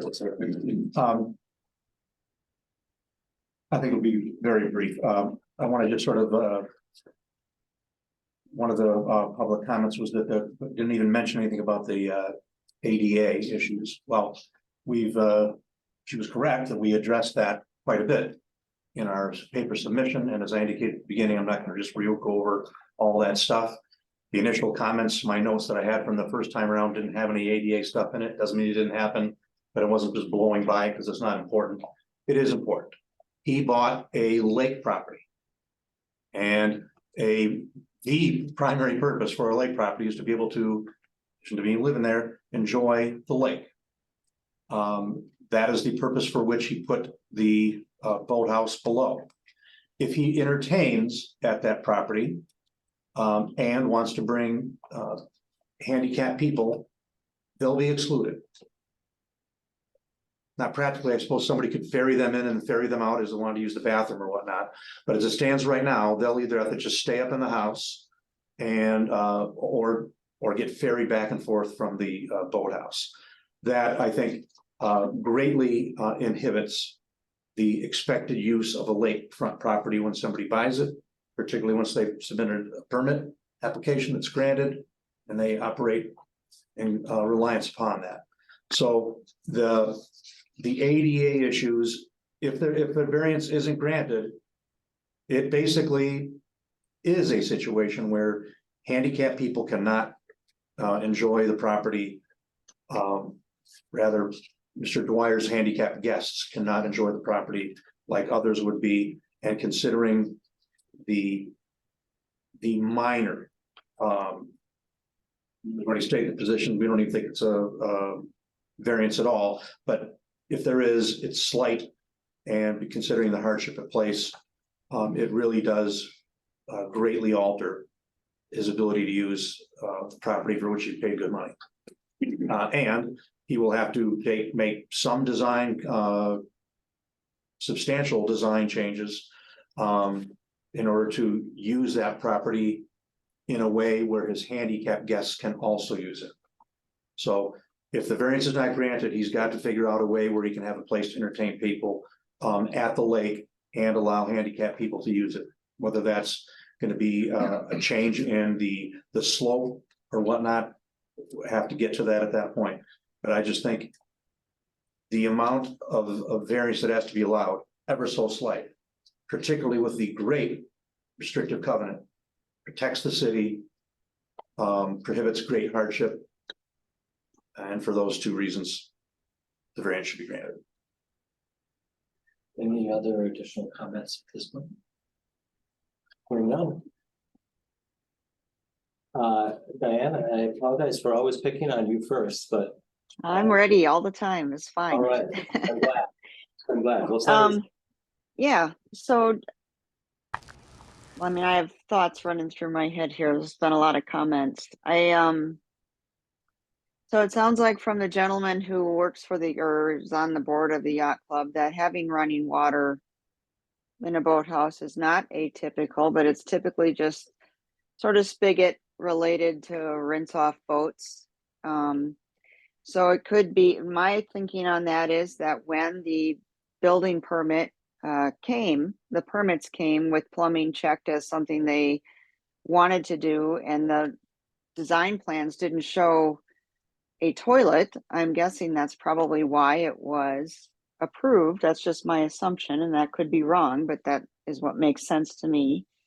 And that when it became known to the building inspector many, many months later, that was rescinded by the building inspector. And also, I understand Mr. Dwyer wants to entertain guests with some physical disabilities at his lakefront property, but how was he entertaining them at the lake prior to this boathouse? Those are just thoughts running through my head. I just kind of put them out there, that I don't really have a specific question. all right. Don't worry, we'll loop back to you. Brad, Brad, we're up to you. Thank you. My thoughts are, I always start with our necessary elements that we need to find. It seems like just like a area variance, a necessary hardship is always a difficult one to find. I think that's usually the one that is the most of the biggest struggle to find. But what I see here before me is a 999 square foot boathouse with 1,000 square foot allowable. How a pier is going to get in there? It might be the world's skinniest pier, if a pier is intended, without cracking the 1,000 square feet. I don't know. With almost 1,000 square feet of boathouse, can it be used for its intended purpose, to entertain, to store some watercraft, regardless of the size? I think it can be. I think it obviously can be. It was represented that it can be. I don't think that the bathroom is going to be make or break as to whether or not this can exist as a boathouse. And whether or not there's going to be some future disabled person that may or may not be able to enjoy the view from the boathouse as much as everyone else. I don't know. That to me is a future perspective harm that I don't see before us. And I think that the boathouse can be used once it's finished as for its intended purpose. When Yes, thank you. Right, so I reiterate, the board's objective is always to find solutions. If there are solutions, whatever that space, that use space is, be it area space or habitable space or internal space, we do try to find solutions for that homeowner to, right, enjoy their property. Be it a family, be it elderly, be it handicapped, be it pets, be it whatever that is. We've had those all at the board. Yeah. As we mentioned, intent always comes to mind when it's at my ask of my opinions, as well as hardship. Is it immediate hardship or is it a future hardship? Like they had mentioned. What I'd like to ask is, or just comment about is, I'm sure the owner spent many, many hours, dollars, time, effort with the architect to come up with a plan of this property with relation with water retention, right, erosion, usage, staircase, landscape. And now they're asking for, or coming up with a theory, it's a hardship for handicapped individuals, theory. What happened to the design in the front end is what I'm struggling with. If there was so much energy and effort put into this property, now you're asking for a hardship. I'm struggling trying to find that if design is always the first element of a building and a purpose. Design is always forefront. Be it an architect, be it a draftsperson, be it whomever that is. I'm trying to find where that got misled or forgotten. I read in the packet the letter about steep, unsafe steps going to the house. There is a no fact, that is a statement and is not a fact because they're built to code, number one, they were been inspected. So the statement of being about steep steps leading to the house for usage, I have a hard time grasping.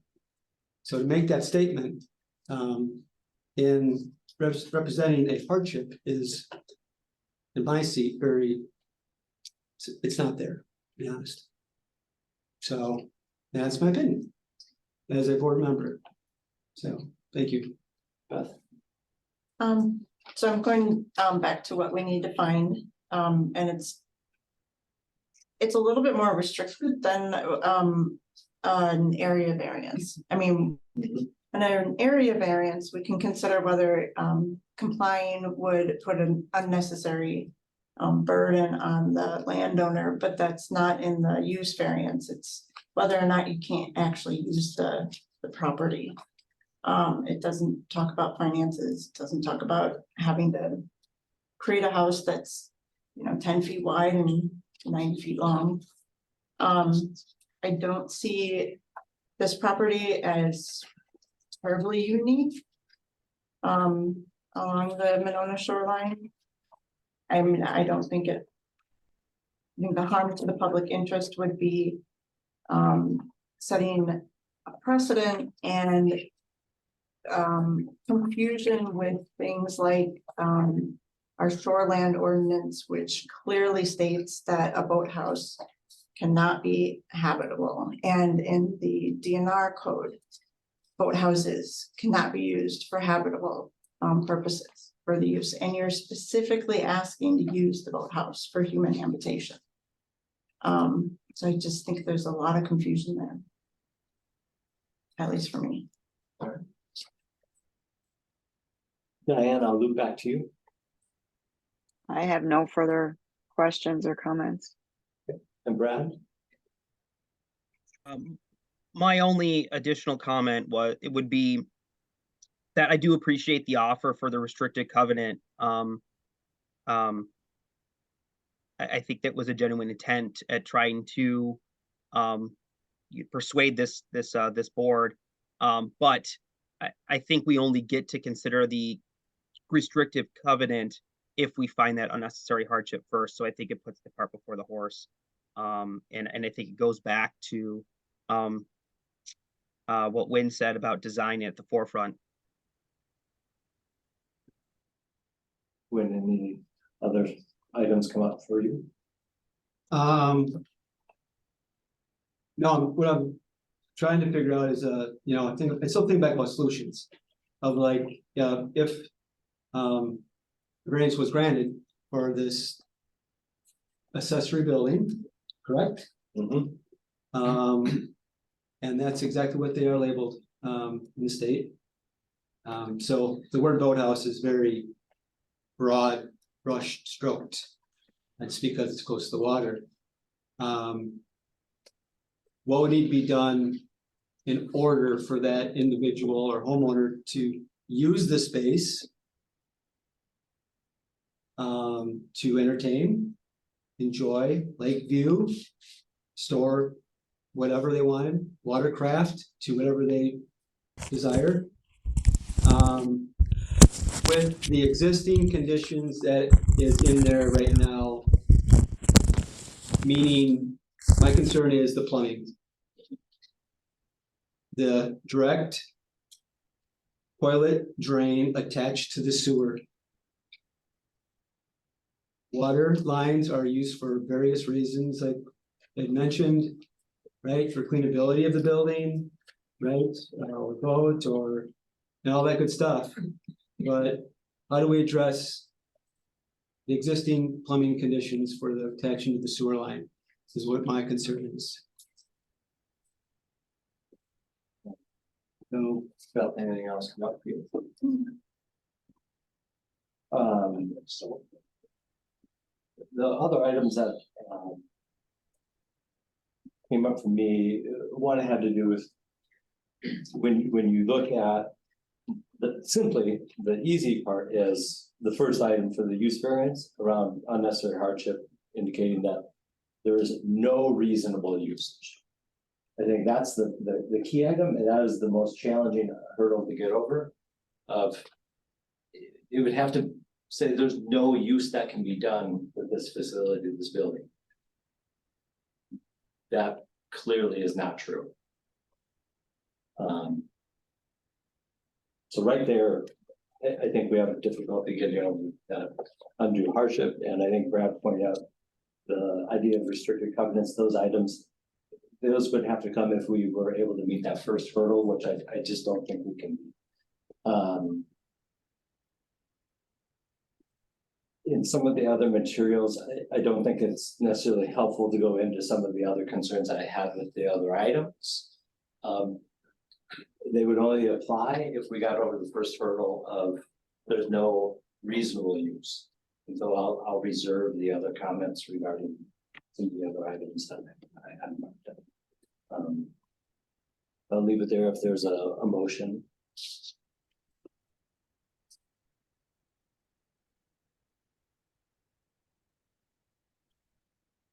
I'll make a motion. Oh, go ahead. Go ahead, Brad. I did the last one. I move to deny the requested variance to permit the use of a boathouse for human habitation. Finding that the use variance fails because there is a reasonable use that can be made of the property without the variance. There's a sizable boathouse that can still be used for its intended purpose. And I would just note that I don't think we need to consider the restricted covenant unless we get to the unnecessary hardship and find that there is one.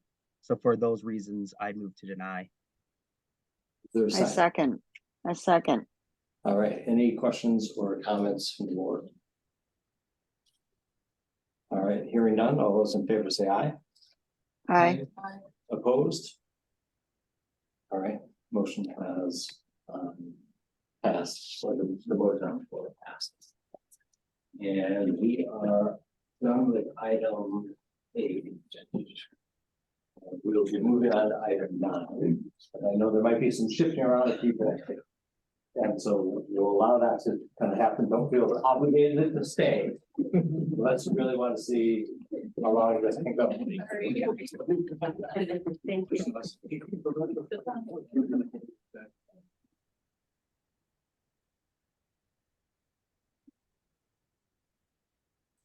Oh, yeah, no, so thank you for joining us.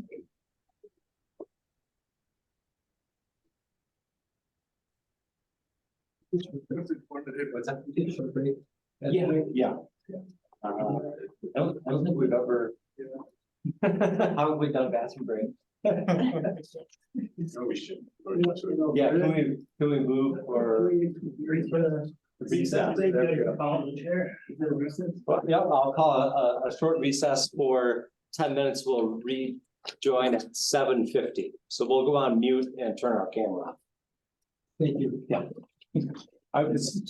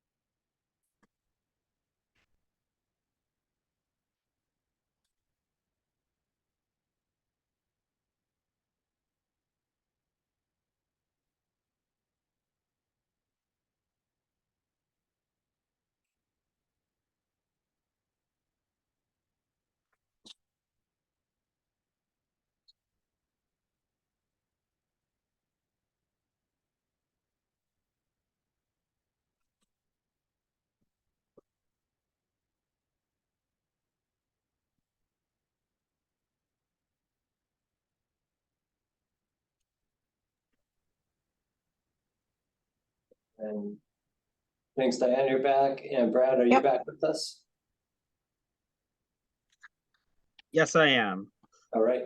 And then we have a phone number. Is that associated with? I wonder if that's. I wonder if that's Linda's. It's a 222, so it's a whole number in Monona. Don't know. Well, we'll proceed and then we'll call on them during the public hearing section. So, right, we will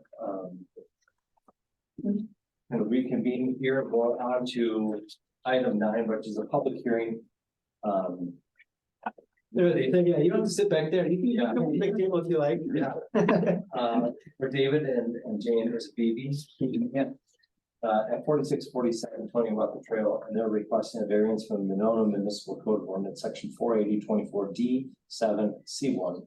Accessory structure street yard setbacks for the purposes of building a detached carport in front of the existing property. This is case number Z007-2023. You can provide a brief overview, and then we'll go through any public hearing. Go ahead. And then we'll read along. Go on to the next part. Thank you. I did send a PDF. Yes, yes, thanks. Forward it on to the folks that aren't here. But Doug had suggested that I put together a little summary, and I just based it on your decision matrix to just take you through my thinking of that. So it won't take me long, and I've been through this process before. So unnecessary hardship, as you know, is a big part of it. So the elements there are permitted purpose. I made the assumption, because again, I couldn't find anything really defining what permitted purpose was, but I made the assumption, I think a reasonable assumption that a permitted purpose on someone owning a residential property is covered storage of property, in this case, vehicles and a camper. The zoning restrictions effect on property is because it's a very narrow lot.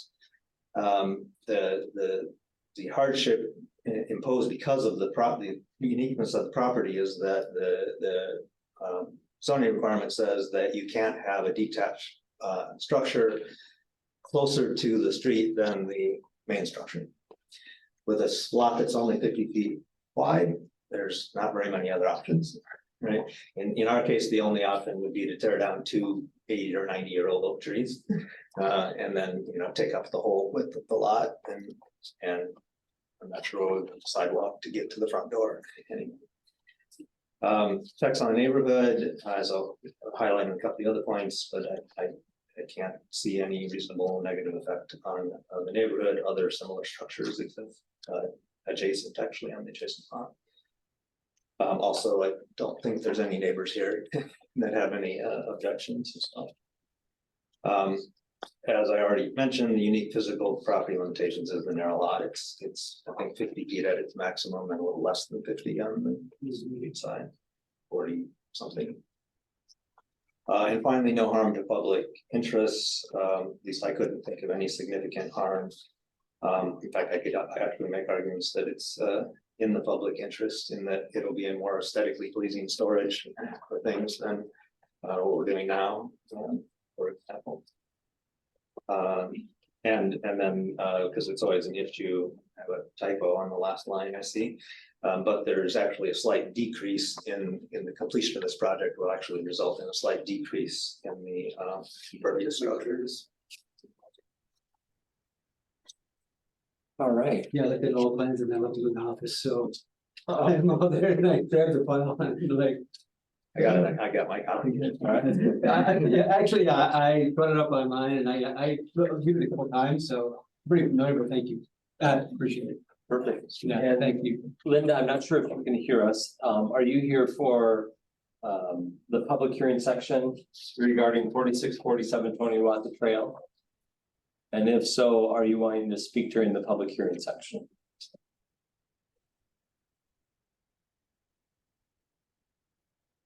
Just to be sure, Linda, if you're speaking, we aren't able to hear you. All right, and we have a phone number of 608-222-0789. I'm not sure if that's also connected to Linda's Zoom, and or if that is a separate individual that would like to speak during the public hearing section. If so, unmute yourself and the floor is yours.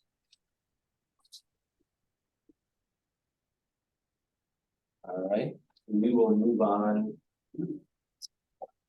And we will close the public hearing section. There's no one in person. Doug, is there, well, before we close it, Doug, is there any correspondences that you received? Nothing received. So we can close the public hearing section, item 9, and move on to item 10, which is a consideration of action by David and Jane on BV 4647 20 Watt Trail, requesting a variance from the Monona Municipal Code Ordinance section 480 24D7C. I believe it's I, not 1, or is it 1? It's 1. Accessory structure, street yard setbacks for the purposes of building a detached carport in front of the existing property. And this is case number Z007-2023. So, Thank you. I'll just run through, the applicant did a good job, but I'll just run through kind of a high level. This is an area variance, and so in terms of the standards, zone single family, this is a detached structure. I believe there are no other detached structures, accessory structures on the property. So there's not any concern with the 1,000 square feet total. They, as mentioned, may not extend beyond the front of the house. And so that's one of, and the only consideration here that is up for consideration with the zoning board. The 3 feet on the western property line is appropriate, and it's the closest that it may be located. The 30 feet, again, it's sort of all taken together with that in terms of the location with regard to the street, and it must be no closer than 6 feet to the main property, so 35 feet is clear there. Accessory structure height is typically 14 feet, may well be to the midpoint of the roof depending on structure.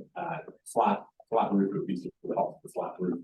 The plan shows 12'9" to the peak of the roof. And it's a 15 by 18 foot carport that is being proposed. And I did clarify, I believe there'll be some realignment of the asphalt beneath. Some of the plans to show the angle there from the site survey.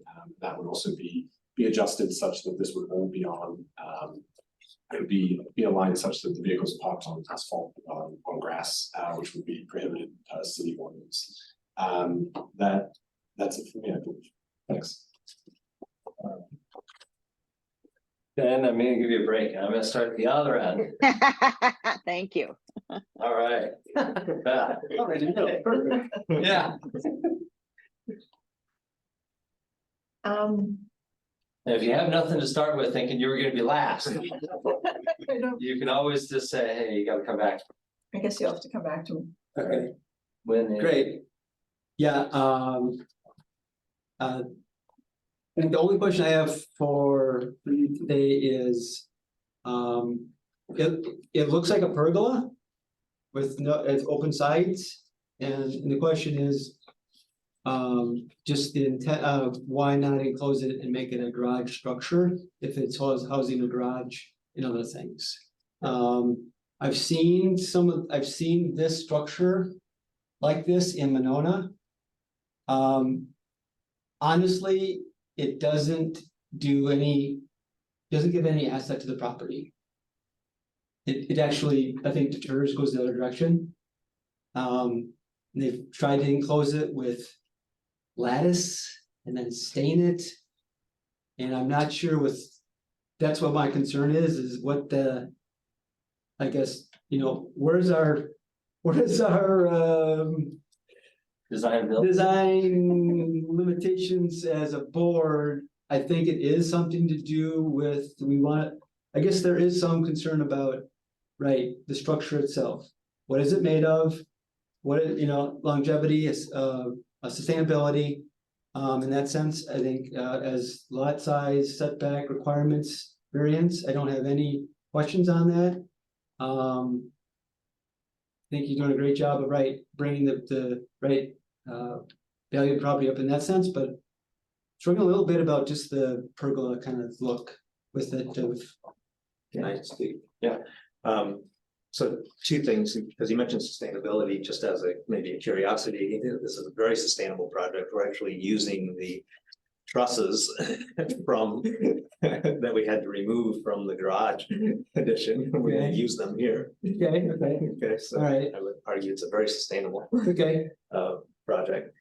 And for our reason for not wanting to build a full garage or even put walls on this. enclose the structure. Yeah, is because we went back and forth on that as Jane and I were thinking about it. And this was actually Jane's thing, that originally I was like, yeah, why don't we just put a garage there? Not that we necessarily need it, because like pickup truck and camper, I mean, the main thing is to have a roof over its head, right? So it's not that they need to be completely enclosed.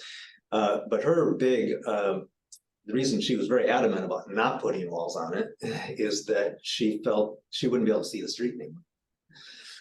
So from the house, she would have no view of the street, nor could anybody see the house, like the front door, because of where it sits. And I was fine with it either way, so. Okay. So I hear what you're saying, and I think for some future buyers, it might, I can see where it could be a negative or a positive. I mean, that is a very individualist sort of thing, Yeah. obviously, but for us, and we don't plan on being there till I die. And my dad's 93 and just bought a house in Monona. So it might be a while. Wow. Yeah, I think from my seat here, I think those are the only questions I do have. I don't know if those are internal questions or as a board, how do we look at that? I think from a design preference standpoint, I think that authority would be limited. I think if there were a concern, from a neighbor or something like that in terms of screening arborvitae or enclosing or something like that, I think that could be something that could be added as, say, a condition, to look into that or explore that or something. Yeah, so what I guess, like, I'll use the extreme, right? Because we're all good at using extremes. Like, what if they decide, like, you know what? We don't want to put walls up, but during the winter, we're gonna put blue tarp around their sides to protect the cars. What's to stop the homeowner from doing that? And then it becomes, I think, an issue, right? As other property owners are viewing that structure and what the intent of the structure, right? Moving forward. So with any structure that is built, the intent is what? So the intent is to cover it, right, from acorns, walnuts, hickory nuts, right, it's roast, right? Been there, done it. I totally understand that, but I'm concerned about, like, it's still, it's open to the environment, and who's to say, like, they can put anything on the sides temporarily for seasonal protection, but that's my only concern. And Doug, to your point, in the scenario that came to your mind as a more likely scenario in just general variances, would be part of the potential approval of the variance might come with some of those. For example, no temporary enclosure can be made. If it were to be enclosed, it would need to be enclosed using similar materials as the main building structure to be in harmony with blah, blah, blah.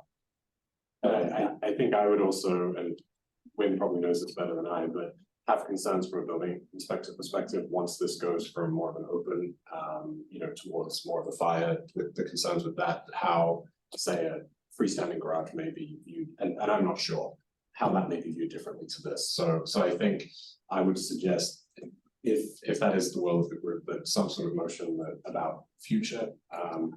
We did that. There was a property that comes to mind, Antonio Walther, had an open front porch a couple of years ago. And one of the conditions was that may not be enclosed. It was to be a transparent, not have that such an impact, as in the front yard. And that was something that was conditioned. So that's sort of a more stringent, but I think, you know, in consultation with building inspector, if, you know, some Right. enclosure was to be put on. So- Yeah. And I wanna make, yeah, so, if I don't mind just going back to some of my reasoning behind that is that, so this, as a building, somebody that builds, we would call this a pole barn structure, right? It's a pole barn structure, and typically buildings, right, are not, unless you're out in not municipalities, but out in different areas. Perfectly fine, great, wonderful, awesome. Typically, they have a slab poured, right, pole barn structure is built, and then they close that pole barn structure, but it is built differently. Yeah. It is built differently, and you can close differently. And so I just wanna make sure some of that is just, we're aware of that. If that is the case to be done, or built. So just for everyone's intention. Yeah. Brad. You're on mute, sorry. Oh, there you go. I thought I hit the space bar, but apparently I didn't. All right. Thank you.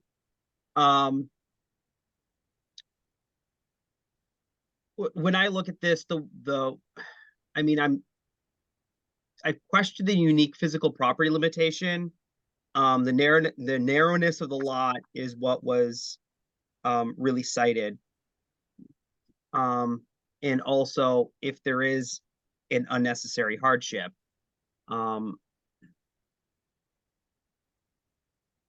With or without the variance, the owner can still use the property for a permitted purpose.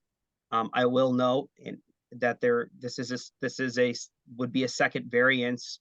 A garage variance to add storage in a garage, a second story was granted apparently 2 years ago. I tried to look it up quick, but I couldn't find it in my quick search.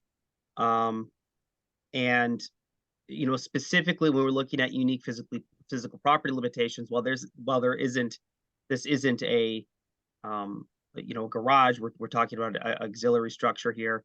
You know, having elderly parents' desire for larger garages are typically not considered to be legitimate factors in deciding variances.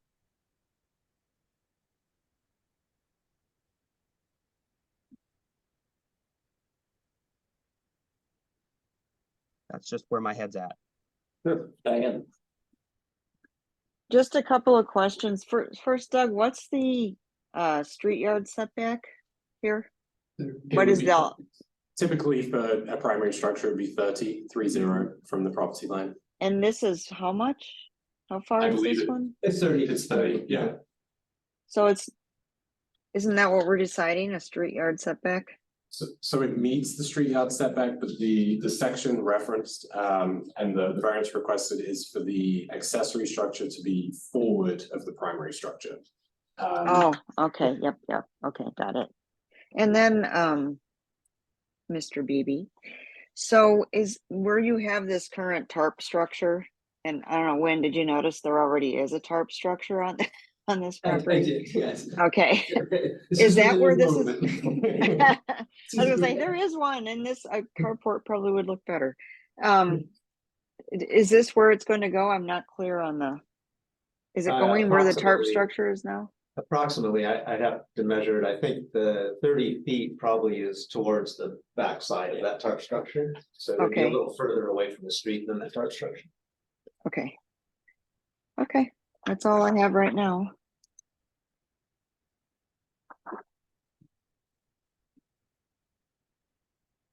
Doug, just to verify, that 30 feet is from property line, not from the street, correct? Correct.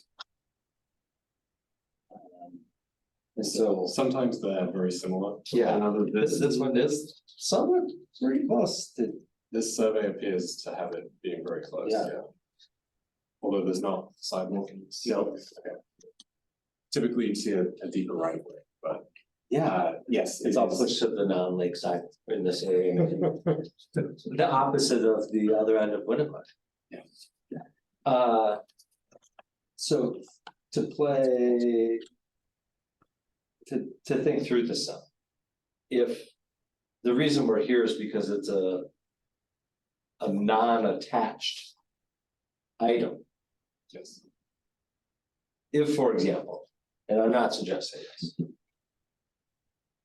There was a covered walkway from this structure to the current garage. This would be approved at a staff level? It would be, the 30 feet would comply, it would need to bump in to the east 4 feet because the. You need seven, you need 7 foot seven setback, instead of 3. right? And then I don't know the calculations, 40%, 40 for structures as a percentage to the lot. They would be the main things I'd be looking at, but high level, it would be permissible at a staff level. Yeah. And from my rough calculation with my eyes, it would meet 40%. Yeah, it looks like this point, yeah. And so part of it is. Oh, yeah. I see it as the connection of. Does it meet the unnecessary hardship? I think the connection with, if it was to push out to the. Where the current garage is, if that was widened.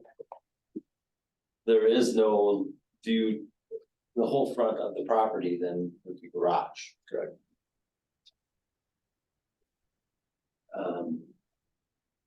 That was one piece that jumped out, yeah, not necessarily. And we'd have to take down 2 huge oak trees. Yes, yeah, there'd be some significant tree removal in that area, and I'm curious, this item that's indicated as gravel on here, is that actually still gravel? It's like the big, landscaping along the house, and along that side of the house and the garage. Oh, I see. Oh, no, I see. Yeah, because. No, It's this asphalt is prior to the garage addition. So that's Oh, not right okay. now. And so everything is asphalt leading up to the garage currently. Correct. Yeah, when we bought the property, there was what my wife calls a Model T garage down in the basement that had a garage. Oh, yeah, Okay, so I bought it all the time. okay. Okay, now I can tell that. I'm not sure if that changes anything for anybody, but I think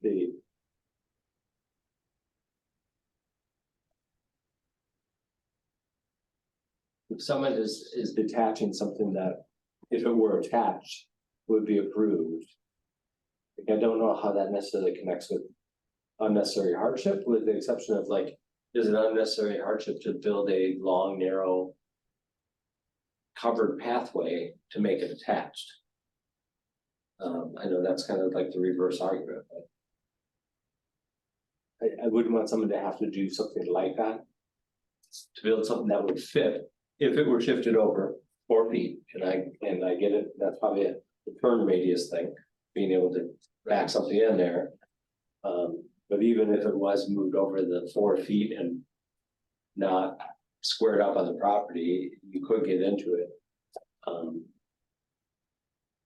May I make a It wouldn't be here. Yeah. So I hadn't thought of that. I'm not definitely doing it. It's like saying it's a possibility. It would not be a preferred solution. I think there's 2 other comments I would have. One, there's an oak tree, I think, right in the way of where you arguably have to put that walkway. Yeah. Or it would be hard to put a walkway in without this oak tree. You need to meander something. Yeah, you'd have to get around it somehow. So it would be unnatural and part because of that, and because I haven't thought about it, I think there is a public interest issue here a little bit, at least, as to whether that's as aesthetically pleasing, if you're gonna have to put a weird sort of walkway around a tree. I do have one other comment before we're done, and I don't want to make sure to come back to the sides. Because I would like to, because we have talked about potentially putting a backing on the back. And potentially on on, where's the? On, like the back corner of one of these, so that we could put our garbage cans behind a partial wall so that they're hidden, right? The one on the back along the property line, would, the only reason for putting that up is if we found like it just helped to prevent a lot of snow from getting in, something like that. Those are the only two things we'd ever thought about in the design process of might wanting to do that. The thought process was, let's not put it in unless we feel they need it, but in this conversation, if you guys do decide to grant the variance, I would just bring it up as maybe something we could handle all at once to say, you know, we would also have a permission if desired at some point to put a back wall on it and a partial wall on the house side. And I would. Would they even need a variance for that though? If they I put think this up and then stipulation- decided?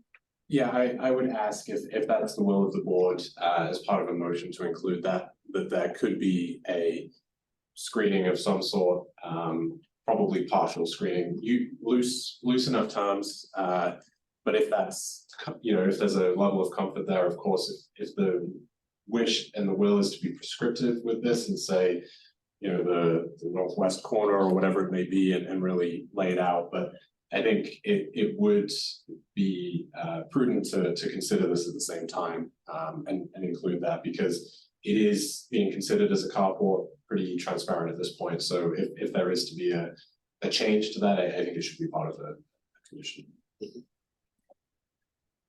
Boy, it looked like you had made your question. You see things smoking? No. I thought I saw a hand, but- No,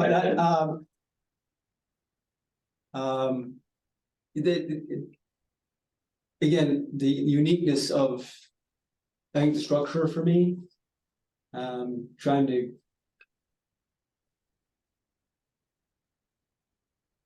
figure out a way to, I understand the uniqueness. I think the 50 square feet, or 50, is it, that's not even, is it 40, well, it's 40 feet in the front, right? Yeah, it's 40 feet in the front. Yeah, and the width of the property definitely brings, right, some of that concern. There is no other structure, accessory structure on the property. So just how these lots are been laid out and the location of the house itself, I think is unique. So I'm just wondering if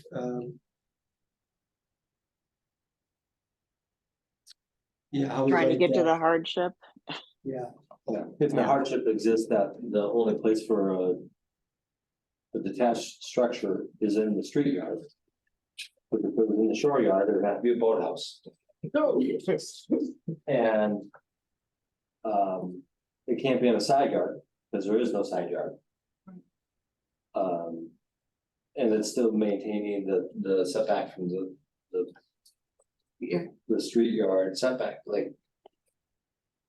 I think that might be maybe parts of that hardship of the only location for a detached structure is in this street yard. And regardless if it is a large shed. Like I think to Brad's point, just because someone wants a larger garage, that doesn't necessarily mean that's, I mean, that's someone saying, I wanna put the 2.5 car garage and it's gonna butt up to the property line.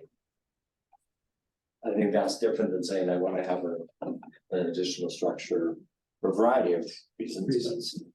That's just my 2 cents right now. That complying, the way you'd have to comply with it is unnecessarily burdensome. I mean, having a covered walk doesn't seem. But I agree about maybe putting in something about any screening has to be substantially similar and built with construction materials or permanent. No blue tarps. Yeah, permanent materials up to a certain 50%. Structure, or I don't know, did you want to keep walls, limited, because you had concerns about once it gets to the point where it starts to really become an enclosed structure that it's not really going to be up to building code, and that might not be. Well, right, I guess the question is, right, when like the homeowner decides like, we're gonna put some lattice on it, right, it's all we're gonna do, and then 5 years from now. You know what, I think we should just, you know what, too much snow is in there and and then maybe critters are in there and I don't know, cause we have the trash cans and. And all of a sudden, well, let's just wall that off or put walls in there and then, well, wait a minute. And the intent of that is different. And it came to the building inspection for approval, right, zoning and building as a different type of structure than it is than that now or at that point. That's what I'm always trying to think of is this down the road of like, what about in 10 years or what about the next owner or what about where's the I don't want to use the word, I'll use the word correctly, monitoring. Where's the monitoring of that then? I don't know. Is there any monitoring or is that just, we can do whatever we want at that point? And thinking about the neighbors, right? Because adjoining properties, part of our responsibility is to think about adjoining properties, even though they're not present today. We want to look out for the best interest of everyone, right? And have no ill will in that sense. So. I mean, our charge though isn't to tell people what they should build. If we're just approving or we're just saying, okay, this is okay, it meets these things, because people have different budgets at different times. And it could be, and isn't it true, Doug, if we approve this, somebody else could come, or the BBs or whoever's in this house in the future could say, I want to make this a garage on the same footprint. That would be approved, right? Because it would be on the existing footprint of the carport.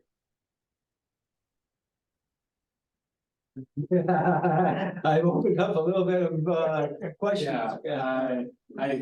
The variance runs with the land, it could certainly be reconstructed to the same specs. I would, with that, I was looking, this was noticed as a carport, this, the plans have sort of shown this as having, a level of transparency to it.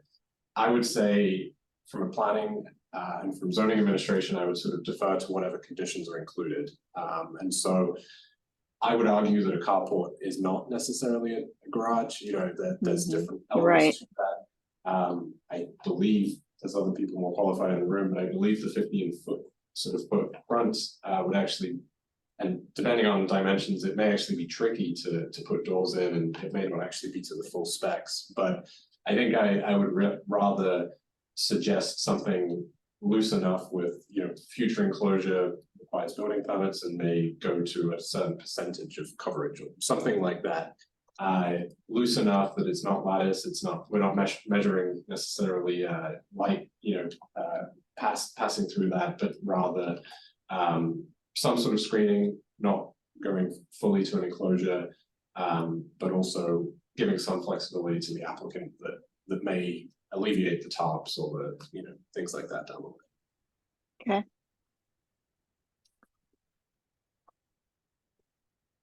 All right, is there anybody willing to potentially make a motion? It sounded like you did, Beth, before. Oops, around. I'm kind of getting brain dead here. Yeah.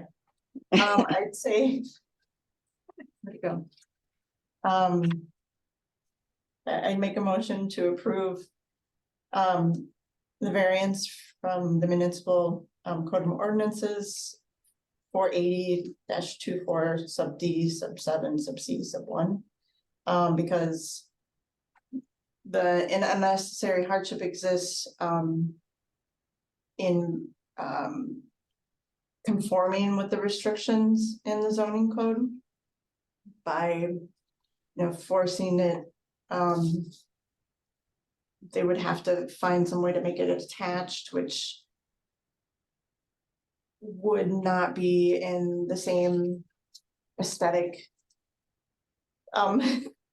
It would be a harm to the public interest because it it would not fit with the neighborhood. There's definitely unique physical property limitations because there are no side yards. And so to avoid putting a structure ahead of the garage, is just, it's not, they have one option, and that's the backyard, and the garage doesn't usually go there. And then adding on that. Do we want to define significant improvements? 50% enclosure? Why Anything don't you that, make the main motion and then we can have a little discussion, and make a small amendment. okay, So we'll cap it there, maybe? yep, Is there a Sounds good to second? Then me. we can get to some discussion. I I second it. second, yeah. Perfect, all right. Anything missing in the elements part?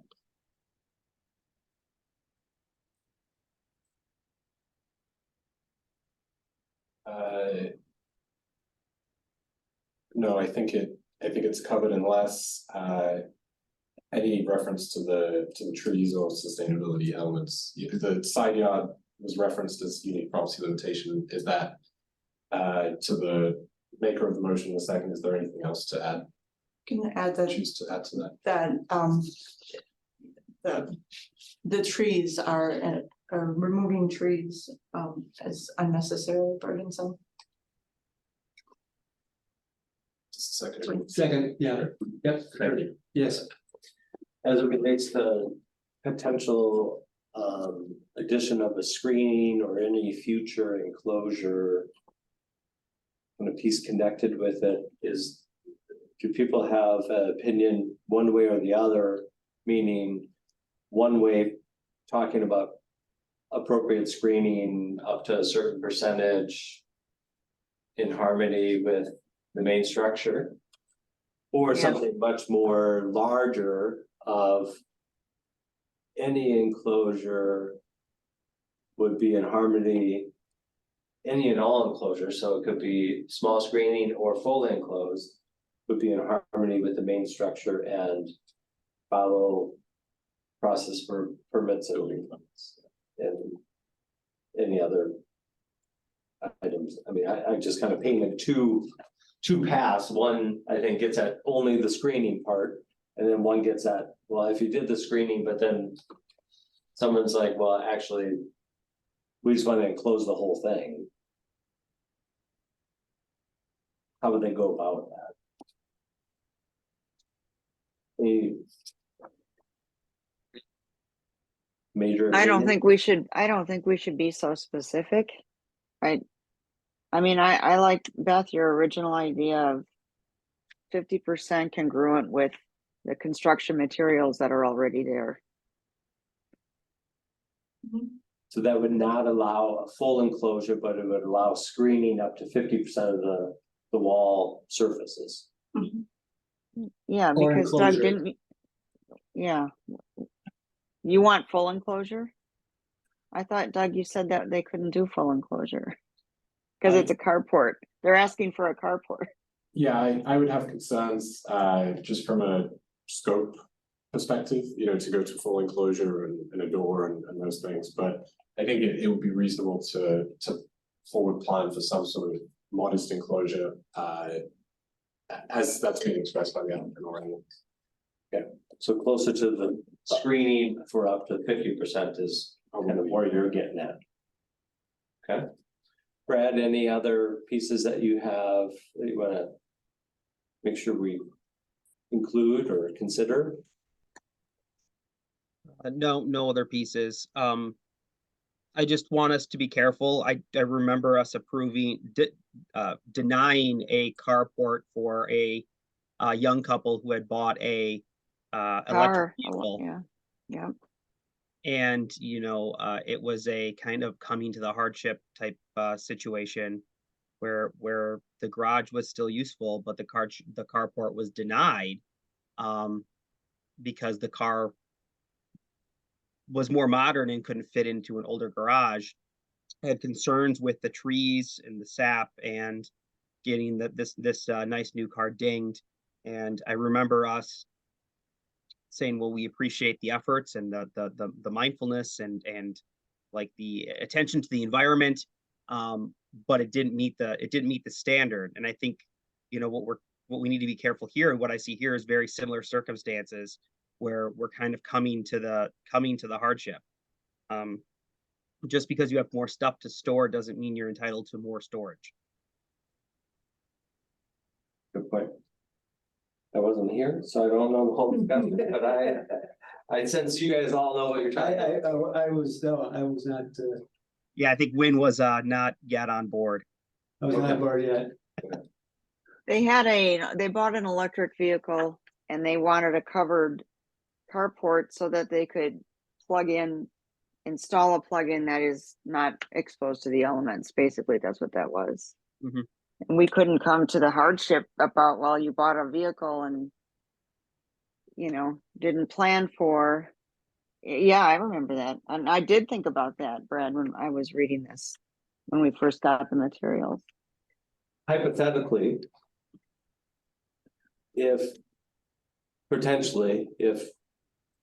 the progression of modern day vehicles is requiring EV charging stations and your current setup doesn't have a location adequate for that. Like, I wasn't here for the discussion, so I know, like, I'm coming in on Monday morning with a box of donuts. Like, it seems like there is a level of like, but this is like the future, and Yeah, we talked about that. Did you talk about that? Okay. It is an interesting conversation and to be aware of, and I'm glad Brad brought it up. Right? It's a difficult situation of just what structure is adequate, what is enough. Is it it fits on the property, it's not nothing obtrusive or any kind of crazy, and obviously there's no neighbors that were worried about what you're asking to do there. Is that of any relevance? I like when I kind of ask the board, right, of how we look at that, if that's okay. The neighbors? Yeah. I mean, yeah, I usually consider it under the no harm to public interest. If there's a bunch of neighbors that are popping up saying no, makes me take a harder look at that third factor. Okay. Yeah. Most of the time, neighbors don't have a huge problem, honestly. That hasn't been the trend. Usually the design elements and what people want to do is usually well thought out. That's usually not the issue. Okay. Yeah, I guess a weight, you know, what kind of weight is that in the, right, checking the boxes? Anything else? All right, so we have a motion and a second. Is there anybody consider or willing to put together a amendment to the motion regarding the potential of 50% screening with materials in harmony with main structure? They don't like it when I make the motions. Someone else got it. I will. All right. I will. I'm about to fall asleep in here. I'm retired. This is a lot of brain thinking for me in one session here. Yeah. Yes, I will. I'll make an amendment that any future enclosure be limited to 50% using construction materials congruent with, in harmony with the carport, the existing carport. The existing house. What? The existing structure, the existing home. Yeah. Oh, okay. The existing home. It's getting late. All right. She said it better than I would have. Yeah. To clarify, that's a condition, a suggested condition of approval. Yes. Yes. Thank you. All right. Is there a second for the amendment? Second. All right. All those in favor of the amendment to join the motion, say aye. Aye. Aye. Opposed? All right. Now we're back to the first item, which is the motion with the amendment. Any further discussion? Seeing none, all those in favor of the motion with the amendment, say aye. Aye. Opposed? Nay. All right.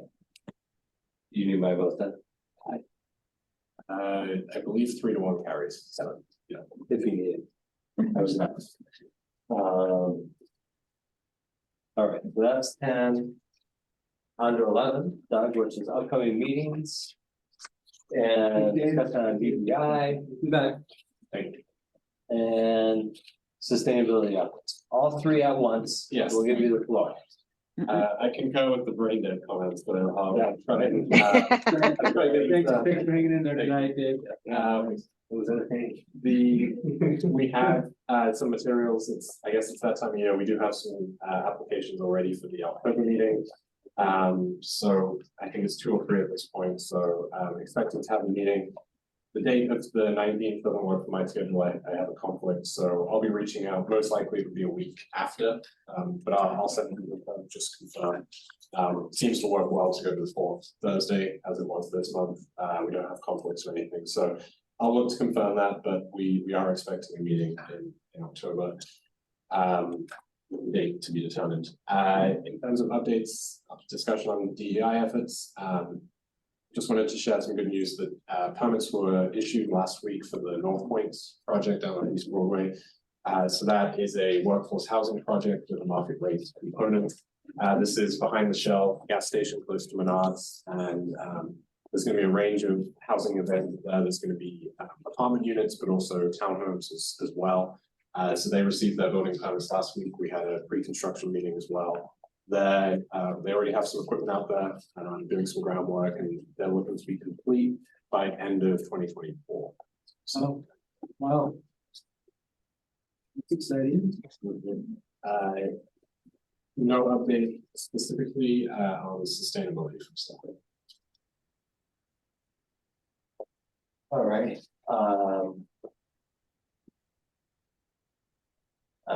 I'll skip them. It's getting late, so I'm not even gonna go there. Item 12 is a motion for adjournment. Motion to adjourn. All right, take the pick and give the other person the second. All those in favor say aye. Aye. Opposed? All right, thanks everybody for the extended meeting. Much appreciated.